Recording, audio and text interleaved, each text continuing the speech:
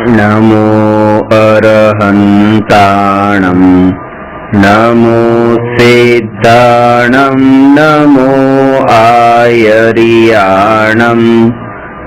नमो उवज्जायाणं नमो लोये सवसाहूणम्।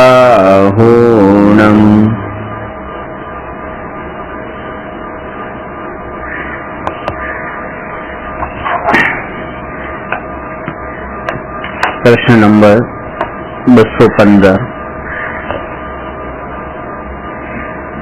बहिरात्मा એટલે શું?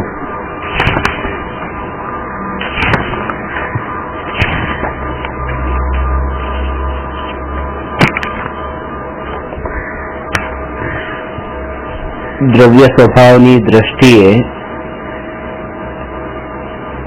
આત્મામાં કોઈ ભેદ નથી, તેમ પર્યાય દ્રષ્ટિએ વિચાર કરીએ તો આત્મામાં ભેદ છે, અને એ આત્મામાં જે ભેદ છે એ ભેદમાં કોઈ પરની કે પર્યાયની અપેક્ષા છે. કાચના ગ્લાસમાં પાણી છે અને સ્ટીલના ગ્લાસમાં પાણી છે, એ પાણીમાં બે ભેદ પડ્યા કે કાચનું પાણી, કાચના ગ્લાસમાં રહેલું પાણી અને સ્ટીલના ગ્લાસમાં રહેલું પાણી, એવું પાણી બે પ્રકારના પાણી અહીંયા છે. પણ સ્વભાવની દ્રષ્ટિએ જોઈએ તો બંને H2O છે, સ્વભાવમાં ભેદ નથી. હવે જે ભેદ પડ્યો એમાં પરની અપેક્ષા છે, ગ્લાસની અપેક્ષા છે. તો એવી રીતે આત્મામાં સ્વભાવની દ્રષ્ટિએ સંસારી કે સિદ્ધ આત્મામાં કોઈ ભેદ નથી. આત્મા આત્મા છે, જ્ઞાન સ્વભાવી છે. પણ પર અને પર્યાયની દ્રષ્ટિએ જોઈએ, પરની દ્રષ્ટિએ જોવાનો અર્થ એ કે શરીરની દ્રષ્ટિએ જોઈએ તો એકેન્દ્રિયના શરીરમાં, બે ઇન્દ્રિય શરીરમાં, તો એના કારણે એકેન્દ્રિય જીવ, બે ઇન્દ્રિય જીવ એવા ભેદ પડે છે. અને પર્યાયની દ્રષ્ટિએ જોઈએ તો રાગી અને વિતરાગી, દુઃખી અને સુખી, અજ્ઞાની અને જ્ઞાની, સંસારી અને મુક્ત, આવા ભેદ પડે. તો ભેદ જ્યાં પડે છે ત્યાં પર અને પર્યાયની અપેક્ષા હોય છે. અને અહીંયા પર્યાયની અપેક્ષાએ આત્માના ત્રણ ભેદ બતાવ્યા છે. પહેલો ભેદ બહિરાત્મા, બીજો અંતરાત્મા અને ત્રીજો પરમાત્મા. બહિરાત્માનો અર્થ શું? કે જે આત્મા બહારમાં રચ્યો પચ્યો રહેતો હોય એ બહિરાત્મા, અને જે અંદરમાં લીન હોય એ અંતરાત્મા. એમ નહીં, બહિરાત્માનો અર્થ એ છે કે જે આત્માની દ્રષ્ટિ બાહ્ય ક્રિયાઓ ઉપર અને બાહ્ય સંયોગો ઉપર હોય એવી દ્રષ્ટિ વાળો આત્મા, એ આત્મા બહિરાત્મા છે. એટલે યુદ્ધ કરતી વખતે તો એ બારમાં રચ્યા પચ્યા છે, ભોગ ભોગવતી વખતે તો બારમાં રચ્યા પચ્યા છે, ખાતા પીતા હરતા ફરતા દુકાન પર બેઠા પણ જ્ઞાની એ બારમાં રચ્યા પચ્યા છે. તો બારની દ્રષ્ટિએ જોશું તો એ તો પૂરેપૂરા બારમાં છે. તો એ બહિરાત્મા નહીં કહેવાય, કારણ કે એ આત્માની દ્રષ્ટિ બાહ્યમાં નથી. અને દ્રષ્ટિ બહારથી ટળી જવાનો અર્થ એ કે પોતાને હવે એ સંયોગો રૂપે માનતા નથી. એક નિયમ છે કે જેને પોતાને અહીંયા જ્ઞાયકની અનુભૂતિ થઈ હોય એને જ બીજા જીવોમાં જ્ઞાયકનું ભાવભાષણ ને જ્ઞાયકનું જ્ઞાન થઈ શકે. જેને પોતાને શરીરની ક્રિયા રૂપે કે પોતાને શરીર રૂપે માન્યો હોય એને બીજાની પણ શરીરની ક્રિયા જ દેખાય. એટલે જ્યારે પણ કોઈ બીજા જીવ તરફ આપણે દ્રષ્ટિ કરીએ અને આપણને એના સંયોગ દેખાય, કે શરીરનો રંગ દેખાય કે સુંદર છે કે કદરૂપું છે, કે કપડાનું સ્વરૂપ દેખાય કે કપડા કેવા રંગીન છે કે સફેદ છે કે નથી, તો એ જે બહારની અવસ્થા દેખાય છે એનો અર્થ એ નથી કે આપણને ત્યાં કંઈક નબળાઈ છે. અર્થ એ છે કે પોતાનામાં નબળાઈ છે, અને પોતાનામાં એ નબળાઈ નથી કે પોતાને આપણે એ બાહ્ય સંયોગો રૂપે એને જોઈએ છે, એ આપણી નબળાઈ નથી. એ તો એનું રિફ્લેક્શન છે, નબળાઈ ત્યાં નથી. અહીંયા ઊભા છીએ અને પડછાયો ઊભો આવ્યો છે, અને બેસી જઈએ તો પડછાયો બેઠેલો છે, એ તો એનું રિફ્લેક્શન છે. પ્રોબ્લેમ ત્યાં નથી, પ્રોબ્લેમ અહીંયા છે. જો એને બેસવું છે તો પછી ત્યાં પડછાયાને નથી બેસાડવાનો, પોતાને બેસાડવાનો છે. અને ઊભું થવાનું છે તો પડછાયાને ઊભો નથી કરવાનો, પોતે ઊભું થવાનું છે.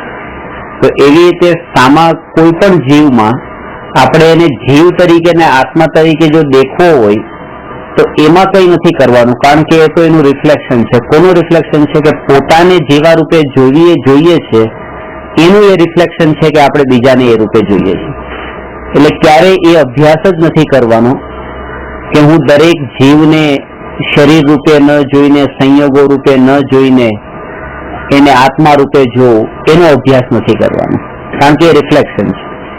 અભ્યાસ એ કરવાનો છે કે હું પોતે આ શરીર અને સંયોગોથી જુદો, પર્યાયથી જુદો અને ગુણભેદોથી પણ જુદો એવું ત્રિકાળી, અખંડ, અભેદ અને એક હું આત્મા છું, એવો જો પોતે વિચાર કરે તો જ એ બીજાને ઓટોમેટિક જેવો પોતાને વિચાર કરશે એવો એ બીજાને જોઈ શકશે.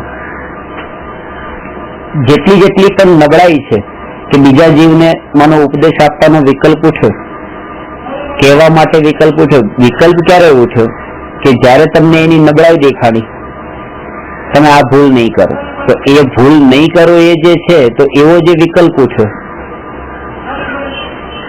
તો એ વિકલ્પ તો મારી નબળાઈ છે અને હું એમ માનું છું કે મેં તમારી ભૂલને દૂર કરવા માટે થઈને તમને વાત કરી, તમને આ ઉપદેશ આપ્યો.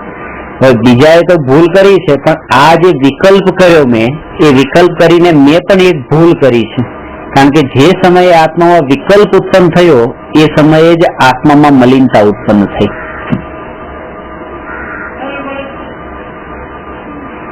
કોઈને બીડી પીવાનો વિકલ્પ ઉઠ્યો તો મેં એને એમ કીધું કે ભાઈ તું બીડી નહીં પી. તો બે પ્રકારના વિકલ્પ છે. એક તો એવો વિકલ્પ કે એને બીડી પીવાનો વિકલ્પ ઉઠ્યો એ વિકલ્પ, અને બીજો વિકલ્પ મારો કે તું બીડી નહીં પી એવો એક વિકલ્પ. હવે ત્યાં મેં જે એને વાત બતાવી કે તું બીડી નહીં પી, એ જે મારો વિકલ્પ છે તો પોતાની મર્યાદાની અંદર હતો, અને એનો જે બીડી પીવાનો વિકલ્પ છે એની મર્યાદામાં હતો. હું મારી મર્યાદામાં જે ઉત્પન્ન થતા જે વિકલ્પો છે એને નથી રોકી શકતો. એ વિકલ્પને હું ન રોકી શક્યો કે તું બીડી નહીં પી એવો વિકલ્પ નહીં રોકી શક્યો, અને હું એક્સપેક્ટેશન એવું રાખું છું કે એનો વિકલ્પ રોકાઈ જાય કે બીડી નહીં પી. બીજાના વિકલ્પોને રોકવાના પોતાના જે વિકલ્પો છે એ વિકલ્પ આત્માની મલિનતા છે, સામે કઈ મલિનતા નથી. અને એક સ્થિતિ એવી આવે છે કે જ્યારે બીજા આત્માઓમાં ઉત્પન્ન થતા વિકલ્પો મારી દ્રષ્ટિમાં આવતા નથી તો મને ભગવાન સ્વરૂપ દેખાય છે, અને ભગવાન સ્વરૂપ દેખાય છે તો સહજ કહેવાનો વિકલ્પ ઉઠતો નથી, કારણ કે ભગવાનને શું કહેવું? જ્યાં ભૂલ દેખાતી નથી ત્યાં ભૂલને સુધારવાનો પણ વિકલ્પ નથી ઉઠતો. અહીંયા કોઈ એમ કે જ્ઞાનીને પણ વિકલ્પ તો ઉઠે છે, જાણે છે કે આ રાગ દ્વેષ કરે છે તો જ્ઞાની પણ શાસ્ત્ર પણ લખે છે, ઉપદેશ પણ આપે છે, અને વિકલ્પ તો જ્ઞાનીને પણ થાય છે. તો જ્ઞાનીએ એવો વિચાર નહીં કર્યો કે જ્યારે હું મારા વિકલ્પને નથી રોકી શકતો તો એના રાગ દ્વેષના વિકલ્પને ક્યાં રોકી શકવાનો છું? જવા દે, નથી આપવા ઉપદેશને, વિકલ્પ જ નથી કરવા. એ બરાબર છે. જ્ઞાની આ જે વિકલ્પ ઉત્પન્ન થતા હતા એ વિકલ્પ જ્ઞાનીઓની પણ નબળાઈ હતી, અને જ્ઞાનીઓએ પણ એનો સ્વીકાર કર્યો છે. અને જ્ઞાનીઓએ જેનો સ્વીકાર કર્યો કે આ મારી નબળાઈ છે, અજ્ઞાની એને આદર્શ માની લે છે. ખાસ તો એ કે ઉપદેશ આપવો જોઈએ, કોઈ ભૂલ કરતો હોય તો એને બચાવવું જોઈએ. જ્ઞાની કહે છે અમારાથી નથી રહેવાતું, આ અમારી નબળાઈ છે, જો તમારાથી બની શકે તો તમે આવી નબળાઈથી પણ તમે બહાર નીકળજો. અમે તો અલૌકિક માર્ગના જે વિકલ્પો છે ઉપદેશ આપવાના, એ વિકલ્પોથી પણ છૂટવાનો અભ્યાસ કરીએ છીએ. તમે એ વિકલ્પ ઉપદેશ આપવાના વિકલ્પની જયારે વાત કરી તો તમે તો બધા જ વિકલ્પોને ઉપાદેય માની લીધા, કરવા યોગ્ય માની લીધા. એ કોઈ ખાડામાં પડતો તો એને પણ કીધું કે જોઈને ચાલજે, કોઈ આ કરતો તો તું આમ નહીં કર. બધા માટે કંઈક ને કંઈક કહેવાના વિકલ્પો કર્યા, અને એના કારણે પોતાની જાગૃતતા ન રહી સ્વભાવની.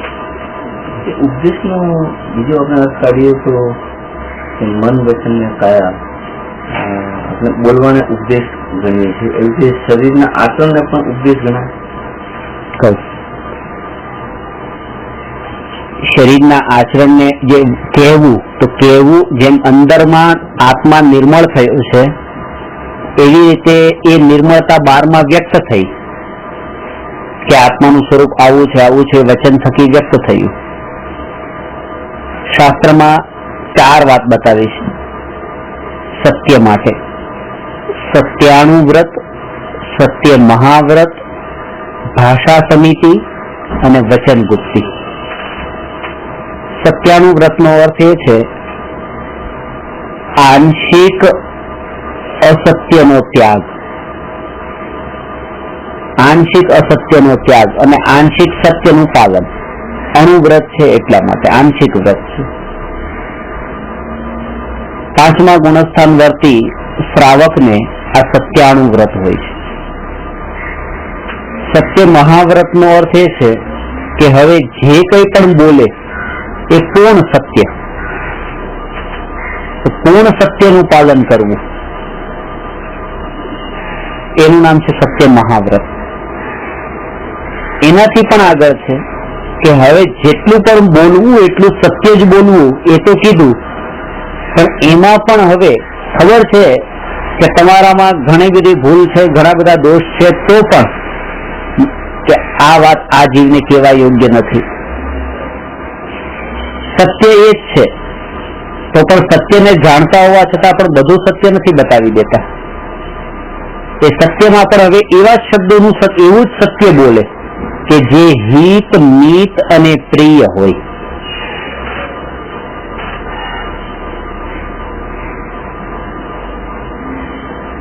પિતાને પિતા પણ કહે છે અને પિતાને માના વર પણ કહે છે, પણ કોઈ છોકરો માના વર કે તો એ સત્ય તો છે જ, પણ એ સત્ય બોલવા યોગ્ય નથી, એ કોઈને પ્રિય લાગે એવું નથી. તો એવી રીતે કે હવે પૂરેપૂરું સત્ય બોલે, પણ ભાષા સમિતિનો અર્થ એ છે કે હિત, મિત અને પ્રિય વચન જ બોલે. અને એનાથી પણ ઉત્કૃષ્ટ દશા એ છે કે જ્યારે ઉપયોગ સ્વભાવમાં લીન થાય અને મન, વચન અને કાયા નો નિરોધ થાય, ત્યાં સ્થિરતા આવી ગઈ મન, વચન ની કાયાની, એનું નામ સત્ય ધર્મ છે.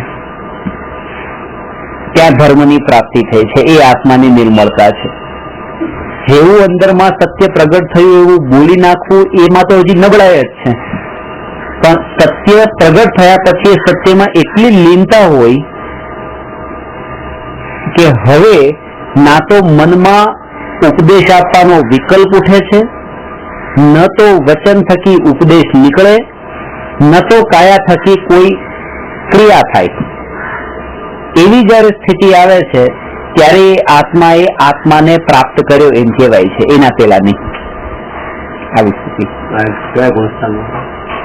આમ તો 4થા ગુણસ્થાનમાં અંશે તો પ્રગટ થાય છે અમુક ક્ષણ માટે, જે નિર્વિકલ્પ આત્માની અનુભૂતિ છે, અને 7મા ગુણસ્થાનથી આગળના ગુણસ્થાનમાં તો નિયમથી આ જ દશા હોય.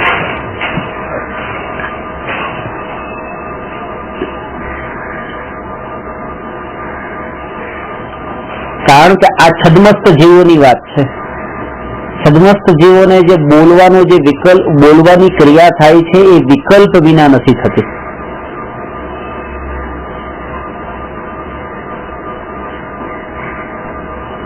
અને પહેલા તો પોતાનું પ્રયોજન, પોતાના આત્મામાં રહેલી જેટલી અશુદ્ધતા છે એ અશુદ્ધતાને પૂરેપૂરી જ્યાં સુધી ક્ષય ન થાય, દૂર ન થાય, ત્યાં સુધી એ બીજાને ઉપદેશ આપવાનો વિકલ્પ. તીર્થંકર ભગવાન ઉપદેશ આપે છે, પણ મોહનો પૂરો ક્ષય થયો છે.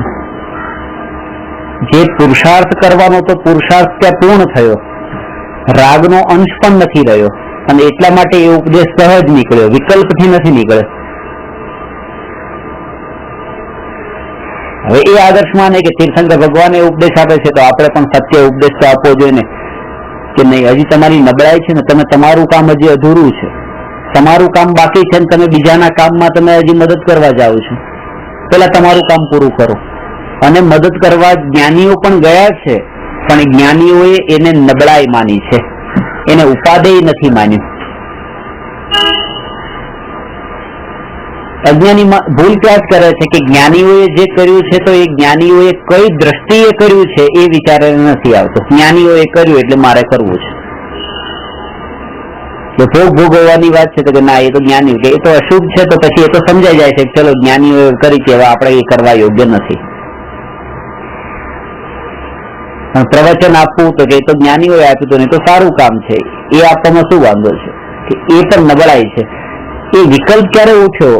એ વિકલ્પ ત્યારે જ તમને ઉઠ્યો. વિકલ્પ ઉઠે છે ત્યારે કે જયારે તમને એમાં કઈ તમારી દ્રષ્ટિ પર્યાય ઉપર રહી છે. કે તમે બીડી નહીં પીવે એમ જે કીધું તો એની દ્રષ્ટિ એના પર્યાય ઉપર છે, કારણ કે એની પર્યાય કેવી છે સામાવાળાની, કે બીડી પીવાનો વિકલ્પ એ પર્યાય છે. એ પર્યાય ઉપર જયારે દ્રષ્ટિ ગઈ છે ત્યારે જ અહીંની પર્યાયમાં વિકલ્પ ઉત્પન્ન થયો છે. ત્યારે ભગવાન જ છે એવી જયારે દ્રષ્ટિ દ્રવ્ય દ્રષ્ટિ સ્થાપિત થશે ત્યારે કોઈ વિકલ્પ અહીંયા પોતાની પર્યાયમાં ઉત્પન્ન નહીં થાય એના સંબંધમાં. અને એ ત્યારે જ થઈ શકશે જયારે પોતાને દ્રવ્ય દ્રષ્ટિએ જોયો હશે ત્યારે. એ દ્રવ્ય દ્રષ્ટિએ આજ સુધી જેને જોયો નથી, જેને જોયો નથી એવા આત્માને અહીંયા બહિરાત્મા કહ્યો છે, જેની દ્રષ્ટિ 12માં છે.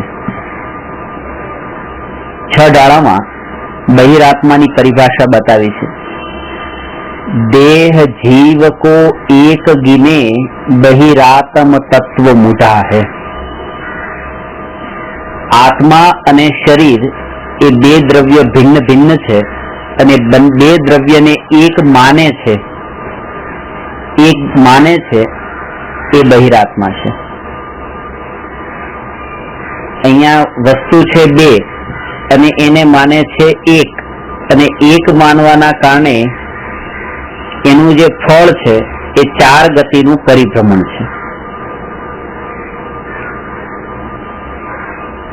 એના માટે હું એક દ્રષ્ટાંત આપતો હોઉં છું કે એક બજારમાં એક દુકાન પર હું વસ્તુ લેવા માટે ગયો. 15 રૂપિયાની વસ્તુ હતી અને 20 રૂપિયા આપ્યા. એને 5 રૂપિયા પાછા આપ્યા અને લઈને આવી ગયો. હું તો એમ સમજતો હતો કે એને 5 રૂપિયા પાછા આપ્યા છે, પણ આજકાલ જે રીતે બજારમાં ચાલે છે કે જૂના 50 પૈસાને એવી રીતે જોડીને ફેવિકોલથી એને જાડો 5નો સિક્કાનો આકાર થઈ ગયો. એવી રીતે એને મને ફેવિકોલથી જોડેલો એ સિક્કો આપી દીધો. પછી થોડી વાર પછી એક દુકાને વસ્તુ લેવા ગયો 5 રૂપિયાની. તો એ તો બધાને આવી રીતે સિક્કા બનાવીને આપતો હતો દુકાનદાર. એ તો પોતે તો જોઈને જ લે, એટલે એને છીણીને હથોડીથી એને અલગ કરીને બતાવી દીધું મને કે આ તો 2 50 પૈસા છે. મેં એને કીધું તો આ થોડી વાર પહેલા અહીંથી જ લઈને ગયો હતો. ના ચાલે, આ નજરની સમજ જોયું, તમારે જોઈ લેવું જોઈએ ને. નહીં માન્યું. મેં વિચાર કર્યો કે ભૂલ કોની હતી? કે ભૂલ મારી હતી. કે શું? કે વસ્તુ હતી 2 50 પૈસા અને મેં માની 1, અને એના ફળમાં જે નુકસાન થયું એ નુકસાન 4 રૂપિયાનું ગયું. તો 2 વસ્તુને 1 માનવાનું ફળ આ છે. તો કે ત્યાં 4 રૂપિયાનું નુકસાન ગયું એ તો ચાલશે, પણ કે આત્મા અને શરીરને 1 માનવાના ફળમાં જે 4 ગતિના પરિભ્રમણનું જે નુકસાન છે એ નહીં ચાલે. કારણ કે અત્યારે દ્રષ્ટિ એ જ છે મિથ્યા દ્રષ્ટિની કે દરેકને એ સંયોગોની સાથે જ એને જોયો છે, અને એટલા દૂર દૂર સુધીના સંયોગો. ખાલી એટલું નથી કે સંયોગો સાથે મેં તમને જોયા એટલે કે આ આત્માને મેં એમના શરીરના સાથે કે આ સુંદર શરીરમાં રહેલા આત્મા એવા રૂપે જોયા એમ નહીં. આ સુંદર કપડા સાથે રહેલા આત્મા એ પણ જોયા છે, અને એટલે સુધી જ મેં તમને નથી જોયા. એનાથી પણ આગળ કે આવી ગાડી વાળા, આવા ઘર વાળા, તમે એનાથી પણ વધારે આગળ કે આ મુંબઈમાં છે આત્મા, આ આત્મા મુંબઈમાં છે એ રૂપે જોયા. અને અહીંયાથી એનાથી વધારે કે આ ભારતમાં છે. મેં આ આત્માને આખા દેશ સાથે જોડીને જોયો છે કે આ આત્મા અત્યારે ભારતમાં છે. અને જો આ જ આત્મા એમ કે હું પાકિસ્તાનમાં સેટલ થાઉં છું તો તરત જ તમે પાકિસ્તાનમાં જઈને શું કરશો? કારણ કે દ્રષ્ટિમાં તો એ છે કે આખા ભારત દેશ સાથે આ આત્માને જોડી દીધો છે. અને એનાથી પણ વધારે કહું તો આ મધ્યલોક સાથે પણ જોડ્યો છે કે આ મધ્યલોકમાં રહેલો આત્મા આ 3 લોક સાથે જોડેલો છે. આ આત્માને આખા જગત સાથે અત્યારે આ જોડીને જોવા વાળી જે દ્રષ્ટિ છે એ દ્રષ્ટિ જયારે ટળી જાય ત્યારે બહિર આત્મા પણ ટળી એમ કહેવાય. આ વાત ખબર નથી પડતી, લાગે છે બહુ સૂક્ષ્મ.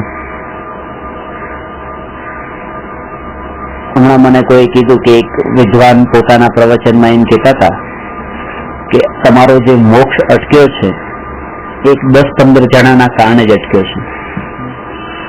તમારી આજુબાજુમાં જે 10-15 જણા છે એના જ કારણે તમારો મોક્ષ અટક્યો છે, વધારે કોઈ એમાં કારણભૂત નથી. એમ નથી. જેમ આખા જગતને તરફ જોવાની દ્રષ્ટિ છે ને એટલા માટે એ આખા જગતના અંદર ક્યાંક ને ક્યાંક બધા કોઈને કોઈ વિષયોમાં પ્રત્યક્ષ કે પરોક્ષ રૂપે અટકેલો છે. અંદર કસાઈ જે છે એ કસાઈ ખાલી 10-15 લોકો માટેનો એનો નથી. નીચે એક ગાડી છે, એ ગાડી પ્રત્યે તમને કસાઈ છે. એની જ બાજુમાં બીજી ગાડી છે, એના પ્રત્યે તમને કસાઈ છે. એની બાજુમાં એક ભાઈ ઉભો છે, એના પ્રત્યે તમને કસાઈ છે? કોઈ કસાઈ નથી. અહીંયા શાંતિથી બેઠા છે. એક ગાડી જે છે એ ગાડી તમારી છે, એ ગાડી લઈને તમે નીકળ્યા. બીજી જે ગાડી છે એ ભાઈની છે, એ એની ગાડી લઈને નીકળ્યો. રસ્તામાં તમારી પાછળથી ગાડી ઠોકર લાગી ગઈ તો ગાડી ટકરાતા જ કસાય ઉત્પન્ન થયો. એ કસાય કોના સંબંધમાં ઉત્પન્ન થયો કે આ ગાડી પ્રત્યેનો રાગનો કસાય હતો, એટલા માટે પાછળની ગાડી અને ગાડી વાળા એ બંને પ્રત્યે દ્વેષનો કસાય ઉત્પન્ન થયો.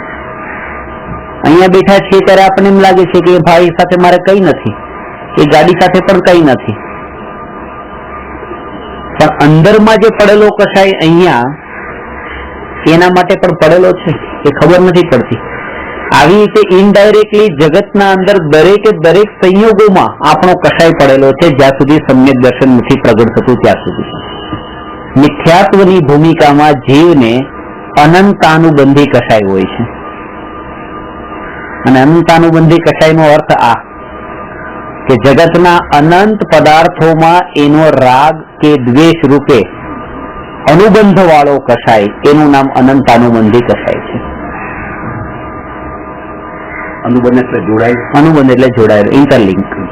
અને એના કારણે આશ્ચર્ય ન થાય. જ્ઞાનીને આશ્ચર્ય ન થાય કે આ એકના કારણે થઈને આ જીવને બીજાને, બીજાના કારણે ત્રીજા, ત્રીજાના કારણે ચોથા ઉપર આ કસાય કેમ થાય છે.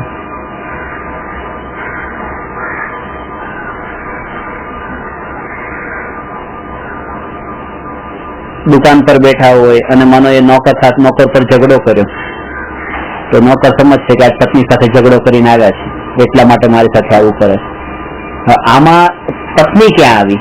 પણ એ સમજે છે કે આ એકનો ક્રોધ જે છે એ બીજા ઉપર, બીજાનો ત્રીજા ઉપર, ત્રીજાનો ચોથા ઉપર. આ કસાય જે છે ને એ કસાય તો પોતે આત્મા તો એકનો એક જ છે. પત્ની સાથે ક્રોધ કરેલો જે આત્મા છે એ આત્મા અત્યારે ફરતો અહીં હવે નિમિત્તની શોધમાં છે કે ક્યાં મને નિમિત્ત મળે અને ક્યાં કોના ઉપર હું ક્રોધ એ કસાઈને વ્યક્ત કરું. અને વિકલ્પો એને સહજ એવા ઉઠવાના છે. દ્વેષરૂપ જો કસાય હશે તો ક્યાંક ને ક્યાંક એ દ્વેષ કાઢશે.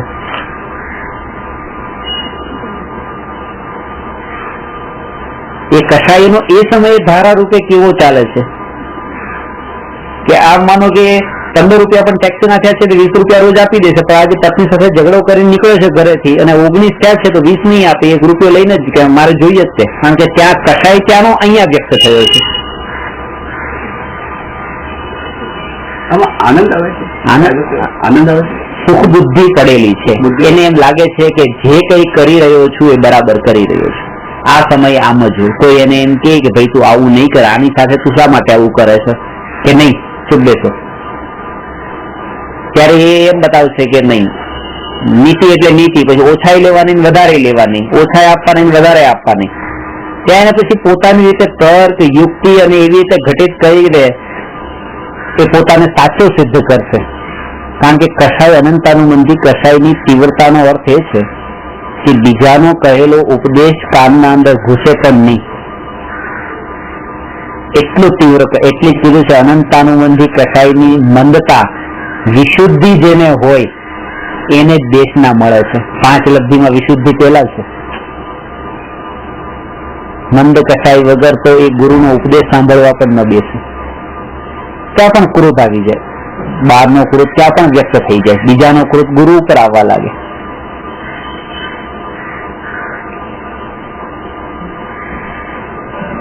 છોકરો પોતાની ગર્લફ્રેન્ડ ને મળીને આવ્યો, એટલો ખુશ છે, એટલો ખુશ છે, મમ્મી પપ્પા માટે મોટી ગિફ્ટ લઈને ઘરે આવી ગયો. કોઈ દિવસ લાવતો નથી. મમ્મી પપ્પા વિચારમાં કે આજે આટલો પ્રેમ કેમ અમારા પ્રત્યે? આ પ્રેમ તમારા પ્રત્યે છે જ નહીં. આ તો રાગ પરંપરાથી જે ચાલતો હતો, હવે એ તો બદલ ક્ષણ તો જતી રહી. હવે હજી અંદરમાં ખુશી તો છે જ કે આજે મળ્યા એની. હવે એ ખુશી વ્યક્ત ક્યાં કરવી? કોઈ નિમિત્ત શોધી લીધું કે એ નિમિત્તમાં એ રાગ કાઢ્યો. અનંતાનુબંધી કસાય આવો જ હોય. અને ખાસ વાત તો એ છે કે આવો હોય એમ જાણીને આશ્ચર્ય નહીં કરવું. કોઈ બીજા જીવમાં જો આવા કસાય ભાવ હોય તો સ્વભાવ છે, આનો સ્વાભાવિક છે. એને એ દ્રષ્ટિએ જે વસ્તુ સ્વરૂપ જેવું છે, આ બહિરાત્મા, અંતરાત્મા અને પરમાત્મા, આમાં જે બહિરાત્માની જે વાત છે અને અંતરાત્માની વાત છે, આ બે આત્મા દ્રષ્ટિની પ્રધાનતા વાળા છે.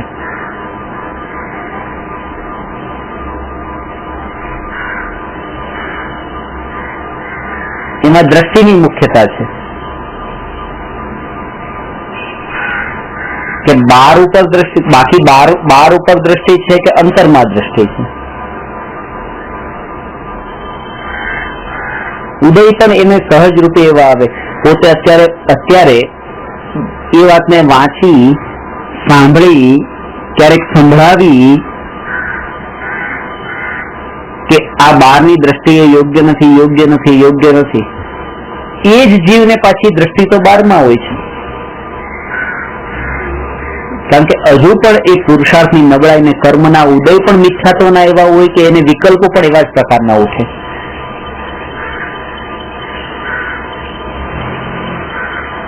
એની પણ આકુળતા ન કરે કે આ ક્યારે જાય, ક્યારે જાય, ક્યારે જાય. પોતાનો પુરુષાર્થ ચાલુ રાખે, એમાં ફેરફાર કરવાનો વિકલ્પ ન કરે. પુરુષાર્થ એટલે એ કે દરેક સમયની જાગૃતિ.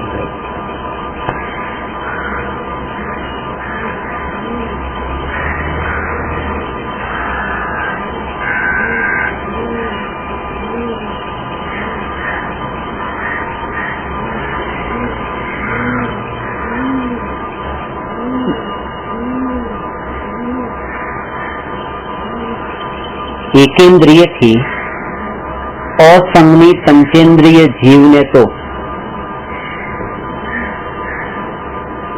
એવો વિચાર પણ નથી આવતો કે હું આત્મા આ શરીરથી જુદો છું. આ એકેન્દ્રિય જીવમાં પણ આવી મિથ્યા બુદ્ધિ પડેલી હોય છે. બહિરાત્મા, એકેન્દ્રિય જીવ પણ બહિરાત્મા છે. આપણને એમ લાગે કે એને શું ખબર પડતી હશે, એની શું બારમાં દ્રષ્ટિ હશે. અહીંયા બારની દ્રષ્ટિનો મતલબ કે એ જે સમયે વેદન કરે છે ને, એ વેદનમાં એનું એકત્વ એવું હોય છે કે આ જ હું છું, એવી જે એની દ્રષ્ટિ, એનું નામ જ બહિર્દ્રષ્ટિ. ત્યાં એનું જન્મ મરણ થયો, માનો તન્મૂળના જીવમાં, એમાં એક શ્વાસમાં 18 વાર એનો જન્મ મરણ થયું. તો 18 વખતના જન્મ મરણમાં દરેક સમયે જેવો જન્મ થયો, જે સમયે જન્મ થયો ત્યાં એમ માને છે કે હું જન્મ્યો, મર્યો તો એમ માને છે હું મર્યો. તો એવી જે દ્રષ્ટિ છે, બસ એનું નામ બહિર્દ્રષ્ટિ છે. કારણ કે દ્રષ્ટિ એની જન્મ મરણ ઉપર છે. જન્મ મરણનો સંબંધ તો શરીર સાથે છે. શરીરના યોગ થવાને પોતાનો જન્મ માન્યો અને શરીરનો વિયોગ થવાને પોતાનું મરણ માન્યું. પણ બંને સ્થિતિમાં પોતે જાણનાર એવું જે જ્ઞાયક છે, આત્મા છે, એવી દ્રષ્ટિ ન રહી. એક અંધકારવાળા રૂમમાંથી બીજા અંધકારવાળા રૂમમાં હાથમાં રત્ન લઈને જાય તો એમાં પોતાનો નાશ નથી થઈ ગયો, પોતે તો એનો એ જ રહ્યો છે.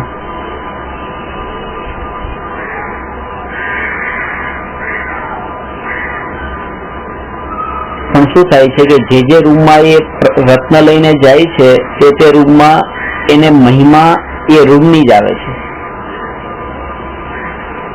કે અરે આ રૂમ કેટલો પ્રકાશ વાળો છે. બીજા રૂમમાંથી ત્રીજા રૂમમાં ગયો એ રત્ન લઈને તો ત્રીજો રૂમ પણ એવો પ્રકાશ વાળો લાગે છે. એને ખબર નથી પડતી કે આ રૂમ એક પણ રૂમ પ્રકાશ વાળો નથી, પ્રકાશ વાળું તો આ રત્ન જ છે. તો એવી રીતે અજ્ઞાની જે શરીરમાં જાય છે શરીરની મહિમા આવે છે કે અરે વાહ શરીર કેટલું જીવંત છે, કેટલું આવી રીતે સુંદર દેખાય છે, હૃષ્ટપૃષ્ટ છે. તો શરીરની ચમક ને શરીરની કાંતિ, શરીરની સૌંદર્ય એ બધું દેખાય છે, પણ એને ખબર નથી કે આ બધી મહિમા આત્માની છે, શરીરની કઈ નથી. જ્યારે શરીરને પરમાણુ તરીકે જાણે અને આત્માને ચૈતન્ય તત્વો તરીકે જાણે તો જ એ આત્મા અને શરીર વચ્ચે ભેદ જ્ઞાન કરી શકે. પહેલા ગુણસ્થાનથી ત્રીજા ગુણસ્થાન સુધીના બધા જ જીવ નિયમથી બહિરાત્મા છે. કારણ કે પહેલા ગુણસ્થાનથી ત્રીજા ગુણસ્થાનમાં સમ્યક દર્શન નથી, મોક્ષ માર્ગ નથી, મોક્ષ માર્ગ પર લાગ્યા નથી, ચાલ્યા નથી, એ જીવ બધા જ બહિરાત્મા છે.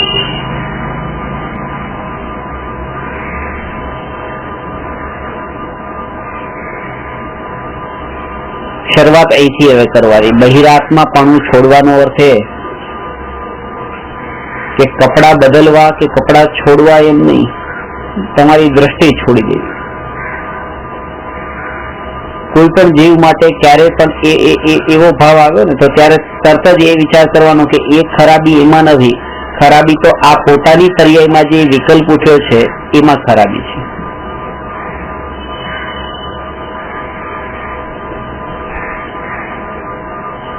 તો જગતના જે મોટા મોટા પાપ પણ જે કોઈ થતા હોય તો એ પણ તમને પાપ નહીં લાગે.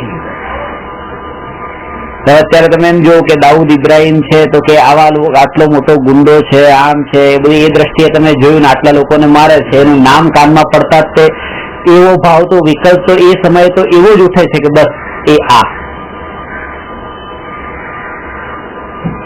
પણ એમ હવે જયારે એનું નામ લેવામાં આવે ત્યારે કે એનામાં પણ જીવત્વ નામની શક્તિ, એનામાં પણ એવી રીતે વિભુ શક્તિ, પ્રભુ શક્તિ, એ શક્તિને હવે એની નામની સાથે જોડીએ તો એમ લાગે આ શક્તિનું અપમાન કર્યું, આ શક્તિને એની સાથે ક્યાં જોડી દીધી.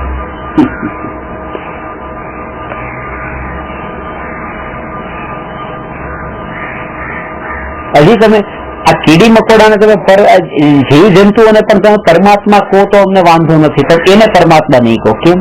કારણ કે જીવ જંતુ કીડી મકોડા આપણને પાપ કરતા દેખાતા નથી. પેલાનું પાપ દેખાયું, જ્યાં આપણને પાપ દેખાઈ જાય છે ત્યાં પરમાત્મા પણ નથી દેખાતો. પરમાત્મા પણ સાંભળવાની પણ તૈયારી નથી એનામાં. એટલે એ કહે છે કે પહેલા તમારી દ્રષ્ટિ એવી આવે કે એના પાપની જેટલી પર્યાય છે પર્યાય બિલકુલ ગૌણ થઈ જાય. એ જાણીને કે એ પર્યાય ક્ષણિક છે, હોઈ શકે કે તમે અત્યારે અહીંયા સમજો છો, શીખો છો, જાણો છો, ક્યારેક એની પર્યાયની યોગ્યતા એવી પાકી જાય કે તમારા પેલા એ મોક્ષે જતો રહે. એવું બની શકે તમારા પેલા મોક્ષે જતો રહે.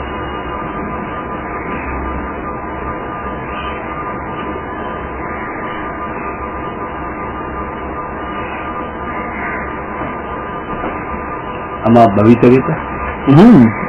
એનો એની હોનહાર એની એવી હોય, એનું કાળ લબ્ધિ પણ એ વખતે એનો કાળ એવો પાક્યો હોય. અત્યારે એની કાળ લબ્ધિ નથી પાકી.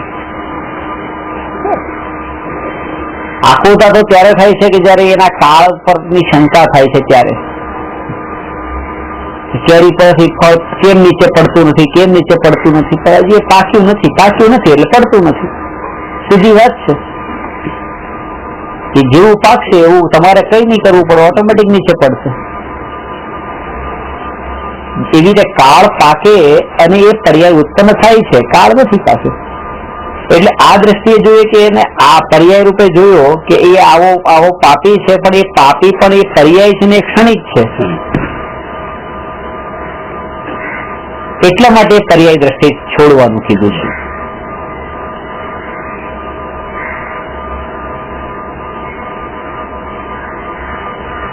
મેં તમને વાત કરી હતી કે અહીંથી 123 જીવ છે જે મહાવિદ્ય ક્ષેત્ર જવાના છે.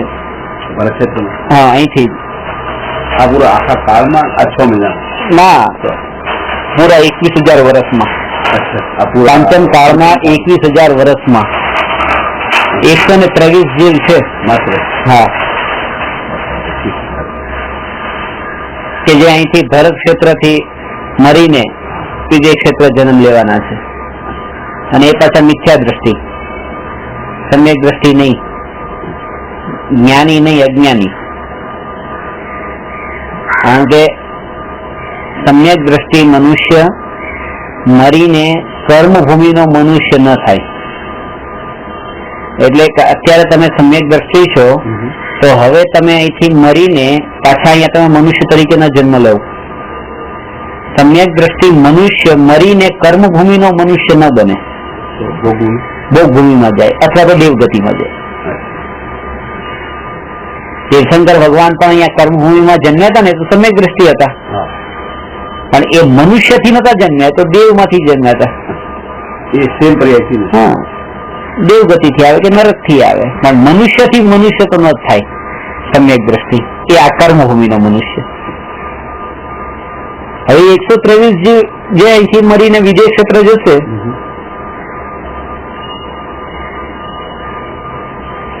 એમાં 21,000 વર્ષનો જે ગાળો છે એમાં 3,000 વર્ષના 7 ટુકડા કરવાના. થઈ ગયા? 3,000 વર્ષનો પહેલો ટુકડો, 3,000 વર્ષનો બીજો ટુકડો. અત્યારે પહેલો ટુકડો ચાલી રહ્યો છે, જે 2500 વર્ષ થયા છે. 2,500 વર્ષ જેવું થયું, એટલે હજી 400-500 વર્ષ બાકી છે આ પહેલા ટુકડાનું. રનિંગ છે પહેલો પાર્ટ. કે 123 જીવ માંથી આ પહેલા ટુકડામાંથી 64 જીવ જવાના છે. મોટા ભાગના જીવ તો આ પહેલા માંથી જ જતા રહેશે. અડધા ઉપરના જીવ જે બાકીના 6 કાળમાં જે જશે ને એનાથી પણ વધારે. હા, 6 કાળ એટલા 6 ટુકડામાં. પહેલા ટુકડામાંથી 64, બીજા ટુકડામાંથી 32, ત્રીજા ટુકડામાંથી 12, ચોથામાંથી 8, પાંચમામાંથી 4, છઠ્ઠામાંથી 2 અને સાતમા ટુકડામાંથી 1 છે. આમ કુલ 123 જીવ કે જે કિનારા ઉપર આવી ગયા છે અહીંયા અને અટકી ગયા છે.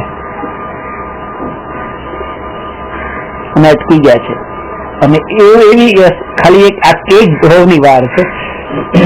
તમે અત્યારે અહીંયા ક્લાસમાં બેઠા છો, હું પણ બેઠો છું, તો મારી પાસે શીખો છો, ભણો છો.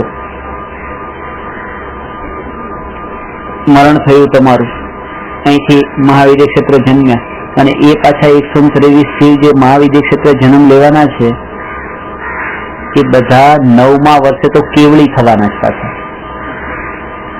અહીંથી મરણ થશે, ત્યાં 9મા વર્ષે 9 વર્ષની ઉંમરે તો કેવળ જ્ઞાન પામશે. અને 1 કરોડ પૂર્વ વર્ષનું આયુષ્ય છે, તો 1 કરોડ પૂર્વ વર્ષનું આયુષ્ય માઇનસ આ 9 વર્ષ, એટલો ટાઈમ અરિહંત દશામાં ત્યાં વિચરણ કરશે અને પછી એ મોક્ષે જશે. હવે અહીંથી મરણ થયું તમારું, તમે ત્યાં જન્મ્યા, 9મા વર્ષે કેવળ જ્ઞાન પામ્યા. 8 થી 10 વર્ષ પછી 2021ની સાલમાં હું અહીંયા હાથ જોડીને ક્લાસ આપતો નમો અરહંતાણમ શરૂ કરું, હું તમને નમસ્કાર કરતો, તમે હરિયન બની ગયા છો. આજે મારી પાસે બેસીને ભણવા વાળા, હું એમને નમસ્કાર કરું છું. હજી હું તો સાધુમાં પણ નથી, તમે પહેલા પરમિશન આવી ગયા છે, હું છેલ્લામાં પણ હજી નથી આવ્યો. હું વિચાર જ કરું છું કે મારે દીક્ષા લેવી છે, હું વિચારમાં જ અટક્યો છું. તમે તમારા પુરુષાર્થના બળથી ને તમારી કાળલબ્ધિ પાકવાથી તમે ત્યાં અરિહંત દશામાં છો. Never under estimate anybody. દરેક જીવ ક્યારેય પણ પુરુષાર્થ કરીને આગળ જઈ શકે છે અને એટલા માટે જ પર્યાય દ્રષ્ટિ છોડવાનું કીધું છે.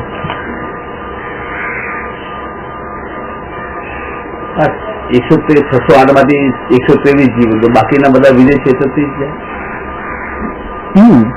આ તો આટલા વર્ષમાંથી ગયા તો 608 તો 608 જે બધા બાકી તો વિદેશ ક્ષેત્રથી બધા વિદેશ. તો આમ 123 દિવસ મહાવિદ્યમાં જાય, બાકીના ના જાય. એ દ્રષ્ટિ કેવલ જ્ઞાન થવાની દ્રષ્ટિ ના જાય. ના, આ બાકી તો આવી રીતે જ જાય, બાકી તો જાય, એમાં કઈ એવું નથી. હા, મહાવિદ્ય જરૂર કરી શકે. હા, પ્રેમેન્દ્ર ભગવાન ની પાસે જ્યાં ભગવાન ની વાણી આ તો કલ્યાણ થવાની આ ગેરંટી છે. આટલા જીવ ભાવિ દેવતાની પાકે જીવોની જ પાકવાની છે આ રીતે આ ક્ષેત્રોમાંથી. એટલા માટે તો અને વિચાર કરો કે અત્યારે જેને આપણે આ ખરાબ કાળ કહીએ છીએ, કે કોઈની અનીતિ જોઈને રાખેલી અનીતિ, કોઈના કપડા જોઈને રાખલિયું કેવું આવી ગયો, તો એને જે આપણે આ કહીએ છીએ કે આમાંથી પણ ચોખટ જશે તો વિચાર કરો કે એ જે છેલ્લો ટુકડો હશે ત્યારનું સ્વરૂપ પણ એનું કેવું હશે. એટલે બહુ જલ્દી મોકો મળી ગયો છે. ફૂલ તો જતું રહ્યું છે પણ ખુશ્બુ હજી છે, સુગંધો છે. મહાવીર ભગવાન જતા રહ્યા છે પણ હજુ પણ એટલું બધું નથી બગડ્યું, ખુશ્બુ રહી ગઈ છે. હજુ પણ એમાંથી આપણે પોતાનું કલ્યાણ કરી શકીએ છીએ. 608 જીવ જે નીકળે નિકોધમાંથી સિદ્ધ ભગવાન થાય, એ ગમે તે ક્ષેત્રમાંથી ગમે તે આવી શકે. 608 જીવ ક્યાંથી કઈ નિકોધમાંથી ક્યાંથી નીકળે એવું કઈ નથી. નિગોદ થી સિલસિલા પણ હોય શકે ને અહીંયા પણ હોય શકે ને નરકમાં પણ હોય છે. બરાબર છે. નિગોદનું સ્થાન જન્મ પણ ગમે ત્યાં નિગોદ માંથી નીકળે છે અને ક્યાં લે છે એનું કઈ એ નિયમ નથી. એકેન્દ્રીમાં લે કે બે ઇન્દ્રિયમાં લે, ક્યારેક બે કેન્દ્રીમાં લે, એટલે પૃથ્વી કાંઈકમાં લે. એકેન્દ્રી માંથી મરીને એકેન્દ્રીમાં જ જાય પણ નિગોદ માંથી નીકળી ગયા. નિગોદ એટલે ખાલી વનસ્પતિ કાય, સાધારણ વનસ્પતિ કાયના જે જીવ એને નિગોદ ના જીવ કહેવાય. એની કેટેગરીનું નામ જ છે નિગોદિયા જીવ, એટલે સાધારણ વનસ્પતિ કાય. 5 પ્રકારના જે એકેન્દ્રિય છે, પૃથ્વી, જળ, અગ્નિ, વાયુ ને વનસ્પતિ, એ વનસ્પતિ 2 પ્રકારની, સાધારણ અને પ્રત્યેક. એમાં જે 4.5 ભેદ થયા, પૃથ્વીકાય, જલકાય, અગ્નિકાય, વાયુકાય અને પ્રત્યેક વનસ્પતિકાય, એ સિવાય એ 4.5 ભેદ અલગ અને આ અડધો સાધારણ વનસ્પતિ. સાધારણ વનસ્પતિકાયનું નામ છે નિગોદ. એમાં પછી હવે 2 ભેદ પડે, સૂક્ષ્મ અને બાદર ને, એ પછીના ભેદ છે.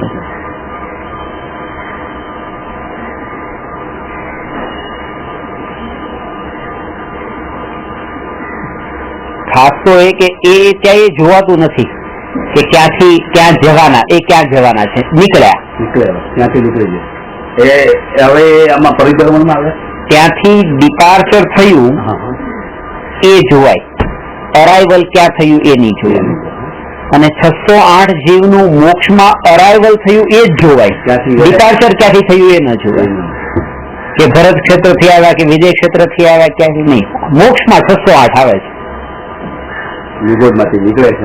6 દાડા જે લખી છે એમાં એ લખ્યું છે, જબ લોક શિખર ગમન કિયા, જબ લોક શિખર ગમન કિયા, રોક કર ગમના ગમન. પોતાનું ગમના ગમન જે થતું હતું, આમ જવું આવવું જવું આવવું, એ રોકી દીધું. જબ લોક શિખર ગમન કિયા, રોક કર ગમના ગમન, તબ નિગોદ ને આગમન કિયા, રોક ને ગમના ગમન. એનું ગમના ગમન રોકવા માટે નિગોદની પર્યાયમાંથી બહાર નીકળે.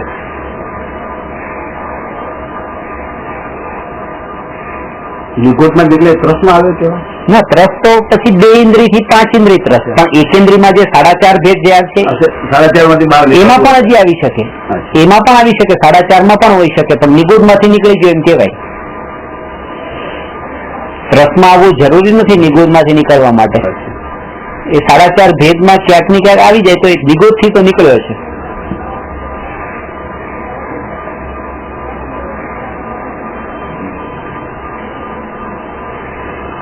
આપણે જે ભવિષ્યનો વિચાર કરે છે એના માટે ધર્મ છે. વર્તમાનનો વિચાર કરે અને કે બસ તો અત્યારે તો શાંતિ છે, ખાવા પીવાનું 2 ટાઈમનું મળે છે, જ્યાં સુધી જીવીએ છે ત્યાં સુધીના બેંક એકાઉન્ટમાં પણ પૈસા એટલા પડ્યા છે કે બસ ચાલશે જ. સાત પેઢીનો વિચાર આઈની 7 પેઢીનો વિચાર કરશે, પોતાના 7 ભાવનો વિચાર નહીં કરે. પોતાના છોકરાનો ભાવ, એનો ભાવ એ વિચાર કરશે. આની સાથે કઈ લેવા દેવા નથી, આપણને કઈ લેવા દેવા, આપણા જીવને શું લેવા દેવા? કોઈ લેવા દેવા સાત પેઢીના કયો જીવ ક્યાં આવશે? 7 ભાવનો વિચાર તો એને કર્યો, પણ પોતાના આગળના એક ભાવનો પણ વિચાર કર્યો તો આ પાપ ના કરે. પોતાના એક ભાવનો કર્યો કે આની પછી શું. એટલે જ પરદર્શી છે ને. પરલક્ષ હોય ત્યારે જ આવું થાય છે, સ્વલક્ષ હોય તો આવો વિચારે જ નહીં. પોતાના ભાવનો વિચાર કરે મારા 7 ભાવ ક્યાં દર્શાય. આ તો કયો જીવ ક્યાં આવશે આ 7 ભાવમાં, 7 પેઢીમાં મારે શું? એટલે મુંબઈમાં જે લોકો, ઘણા લોકોને ત્યાં જમવા માટે બોલાવે, ચાંદીની થાળી હોય ને આમ તેમ, પછી એક નહીં, 2 નહીં, હજારો જગ્યાએ આવું થયું છે. જેને ત્યાં જાઓ ચાંદીની થાળી આ તે બધું મૂક્યું, બધાની એક જ કહાની હોય. આમ ઘર આમ બધું આમ ઠાઠ બાઠ બધો હોય. પંડિતજી આ જે કઈ પણ દેખાય છે ને એ આ બંદાની કમાલ છે. બાપ દાદા પાસે કઈ હતું નહીં, ખાલી હાથ આવ્યા હતા, લોટો દોરી લઈને આવ્યા હતા. આ બંદાની કમાલ છે. કઈ નતું, શૂન્યમાંથી સર્જન કર્યું છે. બાપા એ આ કઈ નતું કર્યું, બધું મારું કરેલું. એટલે હું એના પછી પ્રવચન વાત કહું તો આ એ વાતને બતાવે છે કે પંડિતજી આ જે કઈ છે ને એમાં એના ફળમાં મારે જ નરકમાં જવાનું, મારા બાપા નહીં. કારણ કે મારા બાપા એ કર્યું જ નથી, મેં જ કર્યું છે. મારે જ નરકમાં જવાનું છે. મારા બાપા તો બહુ સંતોષી હતા, ગામમાં રહેતા હતા, રોજ કમાતા હતા, રોજ ખાતા હતા. આ તો હું એવો અસંતોષી પેદા થયો કે મુંબઈમાં આવ્યો ને અહીંયા મેં બંગલા બાંધ્યા ને આ મારી નબળાઈ બતાવું છું, મારી મહાનતા થોડી બતાવું છું કે મેં આ બધું બાંધ્યું છે.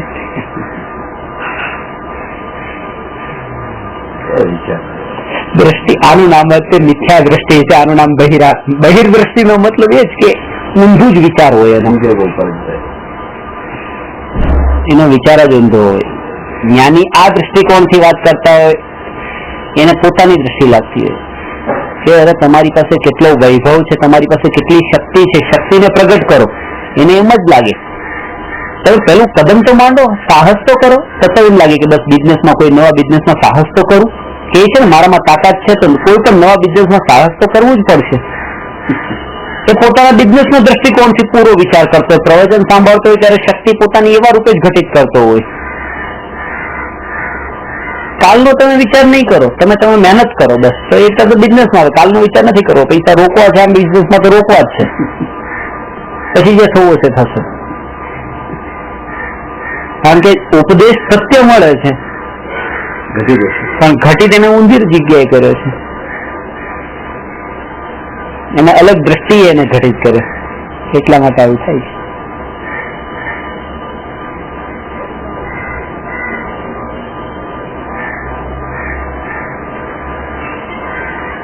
અને એનું અનુમાન કરી શકીએ કે આ છેલ્લા જે 25-50 વર્ષમાં તે અસંતોષીપણું જેટલું વધ્યું છે ભોગ વિલાસ માટે, આ 25 વર્ષમાં જો આવું વધ્યું છે તો 18,500 વર્ષ પછી ડે બાય ડે કેવું થશે?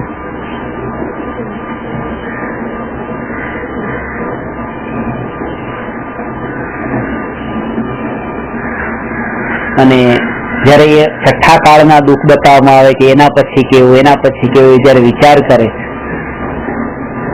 તો કે એવા દુઃખ મારે ભોગવવા અહીંયા આવવું જ ન પડે.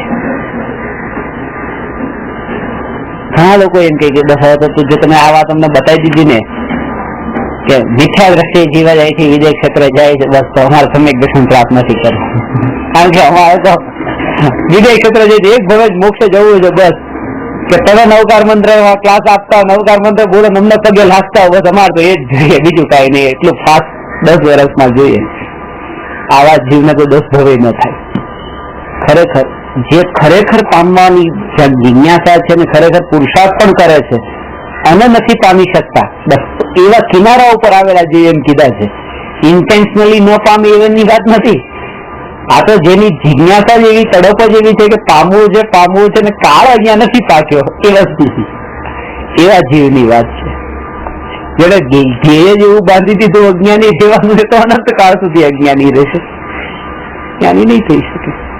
સમય દ્રષ્ટિમાં એવું કોઈ રૂપ નથી, સમય દ્રષ્ટિ એટલા જ થાય આ કાળ માટે ગમે તે કાળ માટે, એવું કઈ સમય દ્રષ્ટિ માટે કોઈ મર્યાદા નથી. કારણ એ છે કારણ કે સમ્યક દર્શન પછી કેટલા ભાવ કરશે, કારણ કે એના ભોગનું ઠેકો એ નથી, ક્યાંક આયુષ્ય ઓછું હોય, ક્યાંક વધારે હોય, એટલે એના કારણે પણ એ નથી.